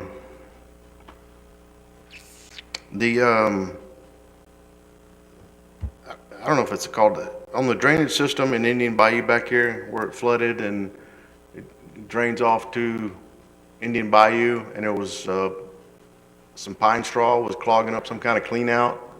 Have we addressed that? No, back during Hurricane, was it Sally? Yeah, it was Hurricane Sally. There's a structure up in Indian Bayou called a bubble up structure in a That's right. retention area, and it had stopped up with pine straw. And once we had removed the top, that was kind of creating that debris dam. And once that's been removed, we haven't had a problem with it since. Okay, that should have fixed that. Okay. In Harbor Lane, I knew that there, when we were talking about Harbor Lane, that there was a lot of shrubbery that had been planted in the right-of-way or the easement, whatever that is down there, and we was talking about having that removed so people could have more access to the water. Where are we at with that?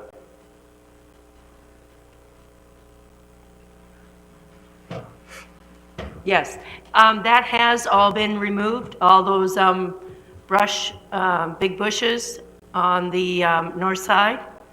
And planters are put back. Stairwell is all nice and neat and pretty, all redone. And so that's where we are right now with that. So it's clear all the way to that concrete wall? That is correct.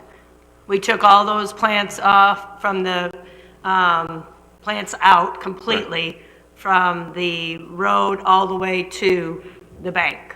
Awesome. Thank you so much. You bet. And that's all I got tonight, Mayor. Thank you. Thank you, sir. Dr. Ramswell. Thank you, Mayor. So I'm actually going to do my second item first, since sort of 1 and 3 go together, and that is the Destin Fishing Museum request. As you all know, the Fishing Museum leases from the city their property, and they need to essentially come to us when they seek to do any improvements or have any ideas of development or creating some new things over there. And so what this is about is they are looking at making some really nice improvements to the facility, but before they get anything done, they need to do some asbestos testing. There's been rumors or concerns that there might be some asbestos there, and number one, they just need to know, but especially if they're looking at doing any work there. And there are some members here from the Destin Fishing Museum Board, if you guys have any questions for them. But I wanted to ask and see if this is something that the council would be willing to approve to pay to have done. As the owners, obviously, anything that they do improving the facility actually benefits us as well. So, Mr. Hall, would you mind coming up? I just wanted to ask you a question again, too. The estimated cost for the testing, was that, remind me, was it 7,500? 17. Yeah, come on up to the mic and let's see if anybody had any questions.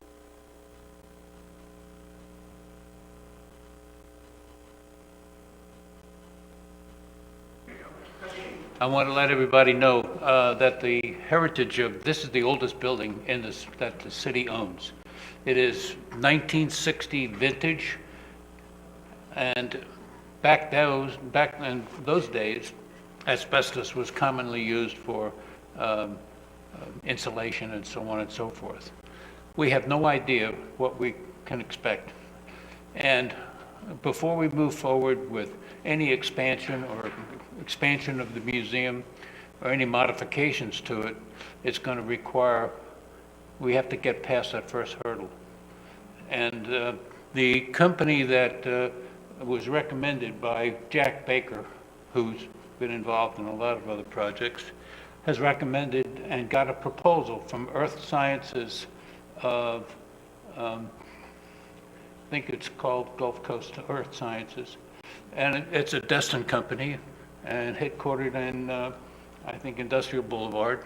And they gave us a very extensive proposal for approximately $1,700 to $1,750. And that would include an analysis and an official report.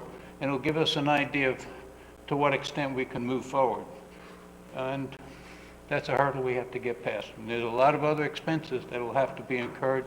Civil engineering, different, we have to do a lot of other assessments, but we got to get past this hurdle before we can move forward. Yeah, well, y'all have done a terrific job. I mean, the facility Yes. is beautiful. The Primrose out there is wonderful. The post post office, it's just, it's tremendous, and it really does benefit this And we've whole got some community. great plans for the museum. You do. And thanks to Jack Baker, who's given us some preliminary what-ifs. We'd like to move forward on that, and I think we've got our ducks in a row. We have another member of our board who is Mr. Denver McCormick, who has built many, many nursing homes and facilities, so we got a little bit of a civil engineering background as one of our board members. He built probably 30 or 40 buildings. Well, I would like to make a motion then for us to cover the cost of this asbestos testing for them. I'll second that. Proceed. Yeah, I got a motion, got a second. Mr. Braden? Does this company also remove the asbestos or the materials that obtain asbestos? Down here, Mr. No? Does this company actually remove the asbestos material? Respond No. from Mike. I'm not sure, but I doubt it. It's going to be in a full inspection and an assessment to what extent, of maybe an estimate of what the cost would be to removal. And if the cost is substantial, that's going to make a whole lot of different changes to our plans. But we can't get past this because asbestos is so common, was so commonly used in the 60s. We have no idea whether this is a small obstacle or no obstacle, or a big obstacle. My only thing is, I had heavy equipment and was tore down a lot of buildings. I tore down 66 units over on Holiday or Okaloosa Island, 3 different condos. And I had to get an asbestos, find out if there was any asbestos and have an individual move. And the only asbestos material there was the black glue that held the tiles down in the entranceway. And it was expensive to get it removed and disposed of. But I'm 99.9% sure I didn't have to pay for that service. That they come out and told me which materials had asbestos in them and which ones didn't. Well, the earlier modifications that the museum has had did not incur any expenses so far for any asbestos, and they've been very minor. For example, shortly after our lease was renewed, we had incurred over a $20-some-odd thousand expense for roofing. We've had to change the lighting because of fluorescent lighting is a hazard to the tourists and the people who visit the museum. So that was another cost that had to be incurred by the museum, and some of that which was reimbursed. Am I correct, Catherine? For TDC money and so on and so forth. So. Is this study going to cover things of that nature or just strictly any material that has asbestos in it? I don't have that answer right now. I think I have a letter or something that came from Southern Earth Sciences talking about it'll be $500 for the survey, sampling, and travel time. Yeah, $750 for suspect asbestos bulk sample analysis. Shipping suspect samples is 75, and then the renovation survey report, which examines the threat of asbestos, is 400, for the total of 1725. Thank you. That's all. Thank you, everybody. You want to do that in a motion form? Or I did, and Okay. it was seconded. All right. Any further discussion? Seeing none?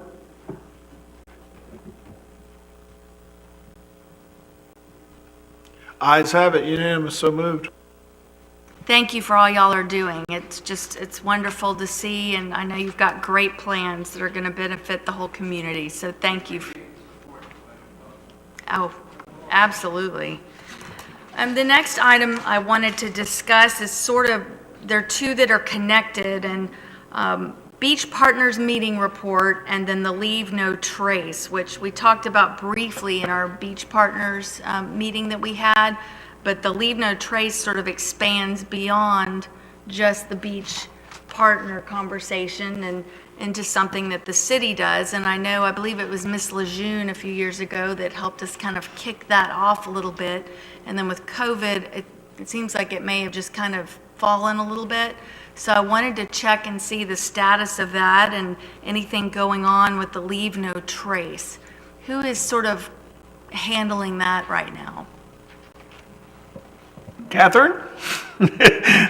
Yes, sir. In fact, I do have some news to share. With the Leave No Trace, obviously, tourist season's right around the corner. So the last couple of years, this has been something that we've really been trying to promote. And as a city, we can't do it alone. We absolutely need the partnership of our businesses. So I'm happy to state that Compass Resorts, they have really been on the ball of taking the logo that we have. They've been putting that on a lot of their material that they've been giving to their folks that are coming and that they're staying in their units.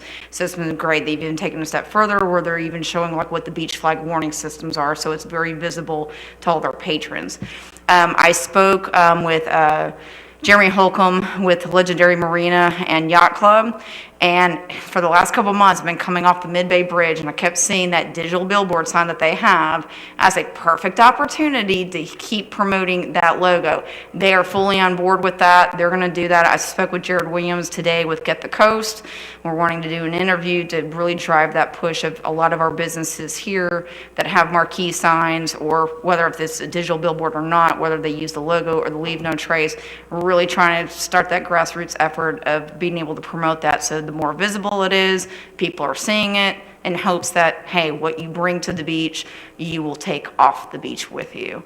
So that's one thing that I'm wanting to do, and obviously we have some great plans with the beach initiative last season with Christopher Saul when we were working on that initiative, especially around Earth Day, and of course COVID nixed a lot of that. So I'm going to work with the new county PIO, April Sarver, in hopes that we can generate some of that good news of getting people to do the right thing and protect our beach. Excellent. Thank you so much, because I know there are a lot of people interested in seeing that up and running and all the different directions it can go and expand. So, right. And we've got the yeah. stickers, so that's something else too. We're ordering more of those. So if people are wanting that, they want to share it. If they want the logo, they can contact me at City Hall or shoot me an email, and I'll definitely get them on the list, because I think it'll just be a good PR initiative that, everybody is, on the same board of wanting to achieve the same thing. Terrific. Thank you so much. Which brings us to our beach partner discussion, and really the focus of this meeting was talking about the upcoming months, this summer in particular, and the future, but looking at cleaning and raking and what their expectations were versus our own. Lisa, do you know, has there been any further conversation with the county in terms of that discussion and what their thoughts are? Because we kind of had a disconnect. Actually, we did have a meeting set up with the county. That was, I don't know if that was last week or the week before, but just a couple, and it was canceled, and we have a new one that has been set up for Wednesday morning. So that should be pretty productive. We have them on board with what our concerns are, and now we just are going to get together and make sure we're all on the same page. So just to let the council kind of know, in the beach partner conversation, I mentioned the fact that the beach had not been cleaned and raked the way that we had experienced previously, and we were interested in working with them to see about getting it done to our expectation. And we got into sort of a deeper conversation about how often and trash and how they were picking it up. And sort of, I guess, to get to the whole crux of the matter, apparently our idea of cleaning and raking the beach means actually they're out there with the trucks raking the beach 5 or 6 times a week. That was not their expectation. In fact, the grounds manager, I believe was his title, was quite excited to report that he'd been able to go a whole month without raking last summer. And I'm like, that's the whole problem. We like to go out and see the pretty little lines that the rake leaves when it's gone through and really sifted the sand, and that's what we're missing. So they were not including raking with the frequency that we expected it. And I think we established that we really did have that expectation of literally physically having it raked, not just going down there and picking things up here and there, but actually raking it. And so with that being said, I think we really do need to make it clear that if that is what the council wants, how often we want it done, because they were very concerned about the wear and tear on their trucks and the fuel costs that would be incurred by raking it that often. So I think we need to be clear in what it is that they go back on Wednesday and say, our council really wants to see this. And if they're not comfortable or we can't come to some sort of mutual agreement, look at other options. But I think this is the time with them going and talking with them on Wednesday, now that we've established that disconnect, to really reiterate what it is that we want and see if they're able to do that. So go ahead. Someone got something to say? Yeah, before we have council, I'd like Webb to weigh in. He's had a lengthy discussion since that beach meeting to talk about our previous memorandum of understanding that I guess was about 2013. And of course, they've had a pretty good turnover of their management staff on the county. And Webb, would you like to weigh in here, please? I'll be happy to. We do have a meeting on Wednesday with the county staff, with numerous staff from Okaloosa County, and the document that we are using and we have sent over is the 2013 RFB that the county issued whenever they were going out to find out what a new contract for sand cleaning services. In that scope of services, it actually outlines the frequency of raking, and it changes throughout the year. Obviously, during the summer, I think, and please don't quote me on this, I want to say it was like 6 times a week or something, but it changed throughout the year. And so we are using that as the basis of the conversation to say, all right, where are we now? And these were the original expectations as was outlined in the Okaloosa County RFB. So that's where we're going. Our goal is to establish an MOU and bring that back to council as soon as that's available so that we can go from there, and so that we are operating off of the same sheet of music and there are clear expectations for all of what the services would be. Yeah, and I think, that memorandum of understanding is what we expected, and of course, that was 7 years ago, going on 8 now, so things have been diluted since then. And so I think to reset the table, Webb sent that original one over, because I don't think our feelings have changed that much since 2007 or 2013 and what we expect those beaches to look like. So that gives their staff time to evaluate where we're at, and we can keep an open discussion. And we'll just wait until they have their meeting because, we do have other options, outside of that. So I just want to kind of reserve any comments tonight until let them, now that we've handed them our expectations, let's see how that conversation goes. And then I'll be real curious to see what Webb and Lisa come back with. And then we can have we figure out what we need to do. Sure, and I just wanted to make sure that that's still what we were all interested in doing, because that was completely not the expectation they had. So, yeah, I mean, and going a month without raking, I thought, how are you telling me this? But they didn't have the understanding that we wanted it raked. So 6 times a week is what, Webb, you think that agreement says, and that's what council's good with? Please don't quote me on that. I'm going from memory. My memory in my old age, I just turned 45. Sometimes fail me, but it was frequency. Yeah, it changed from month to month. High season, it was a lot. Yeah. Oh, High yeah. season is 6 times a week, and then it reduces during the off season. All right, and then Rodney, I had you up. You want to make a comment to? Yeah, when you had said something about, saving on fuel and, the money portion of it, wasn't TDC paying the Sandman when he was doing it? I don't know if they were paying all of it or if they were paying some and we were throwing some money in, but I thought there was a number that was allocated for cleaning the beaches and the county took that over. And that's when I was talking to the county commissioners that, they said, well, if you don't take that money and go do it yourself, we'd be glad to, let you do it. But that, like I said, we talked earlier, that may change now, but I thought there was some money that was allocated. If they're not spending it cleaning our beaches, where's that money going? So maybe a question to ask. Thank you. You want to respond to that, Webb? I think that's a great question. We're happy to ask those questions to them. I do believe that they have taken some measures this past year to break out kind of the beach maintenance out of another department, out of the Public Services Department. I think they have a new director. So there's a lot of changes that have occurred over there, and in those changes, I think we've lost some grasp on some of those details, and I think that's what this meeting can get back into focus. So we're happy to address those concerns. Teresa. Rodney kind of brought it up. That's exactly what I was going to ask, is how much were they getting paid, and they didn't want to drive their truck and use fuel? It's like, okay, then we definitely want to take that money back and handle it ourselves if we can't get the county to do it. But Yeah, we're but going to handle it. that's why I want to wait and let them have their meeting, because we don't want to be throwing any rocks at anybody until everybody has the time to vet things out. We've really established a good relationship with our county commissioners.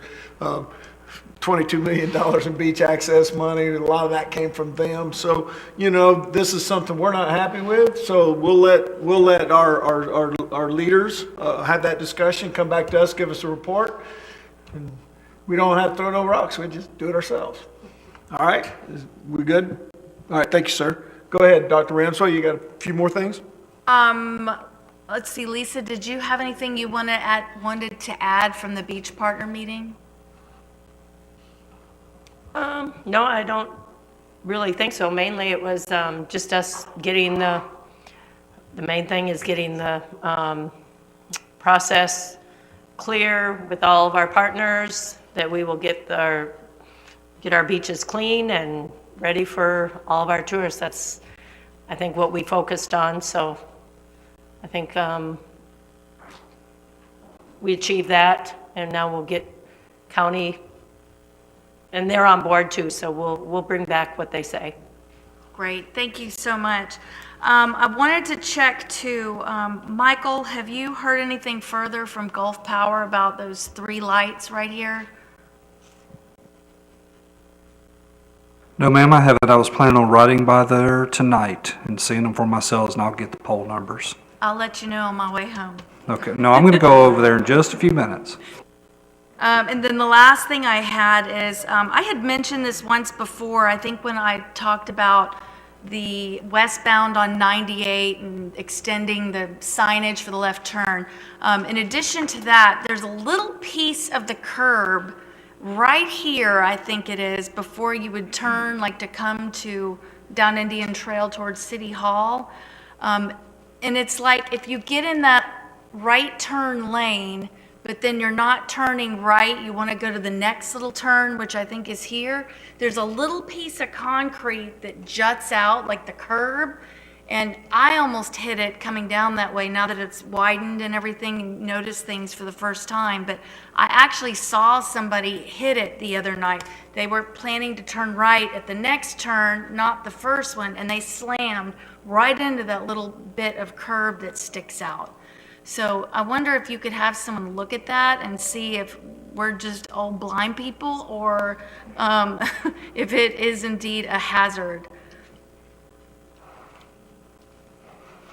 I'll have somebody take a look at that, and I'll follow up on those advanced warning signages for Airport Road right-hand turn only as well. The contractor's been given direction to install those signs, and I'm not sure what the problem is there.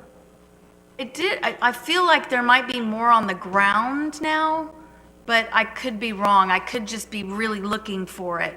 But, you know, if you're coming down that for the first time, especially if you don't live here, it sneaks up on you and you're stuck in that right lane, so.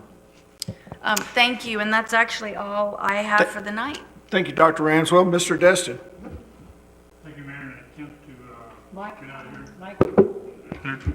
Mayor, in an attempt to get out of here in a timely fashion, I have nothing tonight. Bless you, my son.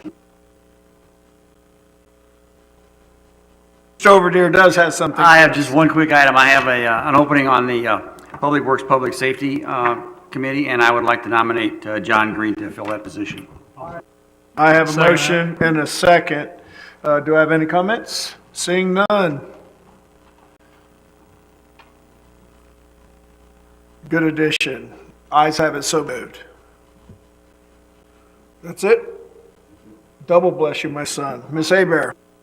I have one thing. I was talking to Michael about the damage on Main Street sidewalk right there by the Joe's Bayou. For public record, I wanted him to let council know what's going on with that erosion there at the Joe's Bayou little walkover bridge on Main Street.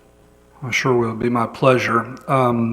Staff, we've been frequenting Coleman Lake, as you're probably well aware, the past couple of months, kind of getting that dam structure tuned to where the elevation of the lake is pleasing to the residents, but it's not causing erosion to our dam structure itself. And one day while they were over there, they had noticed a little pocket had developed underneath the sidewalk on the other side of the road.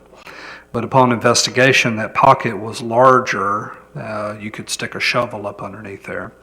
And so I asked them to remove a couple of panels of the concrete, and upon that excavation, we discovered that some soil had been lost where the head wall meets the seawall, for lack of a better term. There's a joint there where sand had been escaping. And so we did some more exploratory surgery basically in that area, and we're going to get to the root of the problem, and we're going to work with our city engineer and our contractor to get all that repaired and put back in the next couple of weeks. Thank you, Michael. And That's all. the sidewalk has been closed, and there are signs notifying the public that it's closed. That was me honking at you when I went by. Mr. King. Yeah, not much tonight, thank you, sir. Just wanted to say thanks to Miss Blue and Mr. Stan for the what y'all are doing over there at the Destin Fishing Museum. I thought I was done learning from you when I left fourth grade, but I feel like I learned something new. You teach me something new every time I go in there, and it's just such a cool thing, and it's great for the heritage and the history of Destin, so thanks. I was curious, and I don't know if we've gotten an update lately, but I was just curious about the traffic at Main and Kelly, if we've gotten any kind of affirmative update. I mean, are people loving it, or are they hating it, or?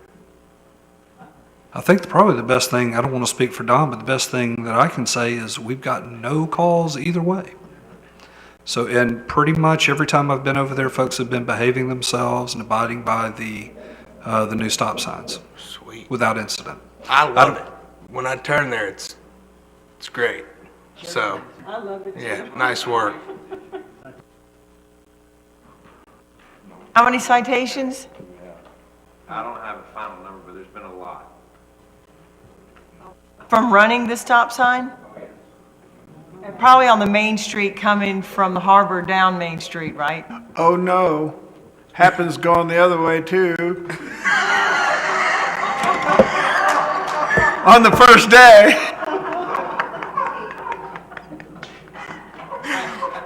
Glad you guys weren't there. Kevin, do you have anything else, Johnny? That's all I've got, thanks. There you go, Mr. Schmidt. Thank you, sir. I appreciate it. I just wanted to recall the vision session that we had recently. I know it was on the manager reports earlier, and just to echo the great session that we had. It was some of our first one, and coming into it, you hear a lot of stories from other council members, current and past, about it. But I think the citizens participated very well, and I want to thank the staff for that. And there was a common theme from a lot of our city staff throughout the day, the morning that day. And coincidentally, I also was able to sit with the Community Development Department at a meeting already scheduled with them shortly after the next day, actually. And so I think the thing that we heard a lot that day was staffing needs, staffing needs, staffing needs. I know we're talking about hiring our continuing contractor companies to help us out, which should be great as well. But I did want to throw out the option about the Community Development Department. I think we've been trying to hire 1 or 2 people for over a year, I believe, to fill these seats. That's quite a while, I believe. And I think we also hear from citizens, even our short time being here, the delays and frustrations with permitting and planning. And I think we've talked about that up here before. So I want to see if we can figure out how to help that Community Development Department, and not saying that department is over any of the other ones, because all of our staff are very important. But without the planners and developers and engineers and all of those people in this building over here, a lot of our customers and people around the city can't do what they are trying to do. So I just wanted to see if we could get a motion to ask Lance to get with Lewis to find out the amount of money that is needed to increase the job advertisement for these positions to an acceptable number, and then get with finance to figure out, can we do that? Second that. And part of me thinks if we've been holding off these positions for a year or more, and we've got it budgeted for a year or more, we should have some money saved up from the money we haven't spent this past year on these people already. So just one thought, but that's just a motion, second, I guess. I'll So. second that. I have a motion, I have a second. Is there any further discussion? Seeing none.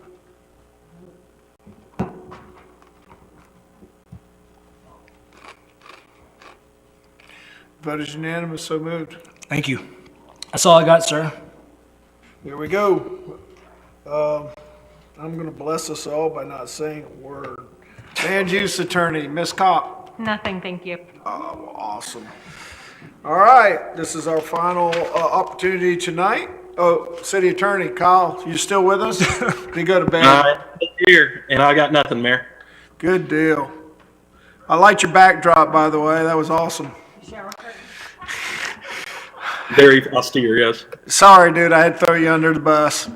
Now, lastly, now that you've watched our proceedings, is our last opportunity for public comment. It'll be 3 minutes. You can just come on up, state your name, your address, and I'll look over to the left side of the room like normal. Does anybody have any comments to say? Seeing none, I'll look towards the middle. Are there any comments? Seeing none, this meeting is adjourned.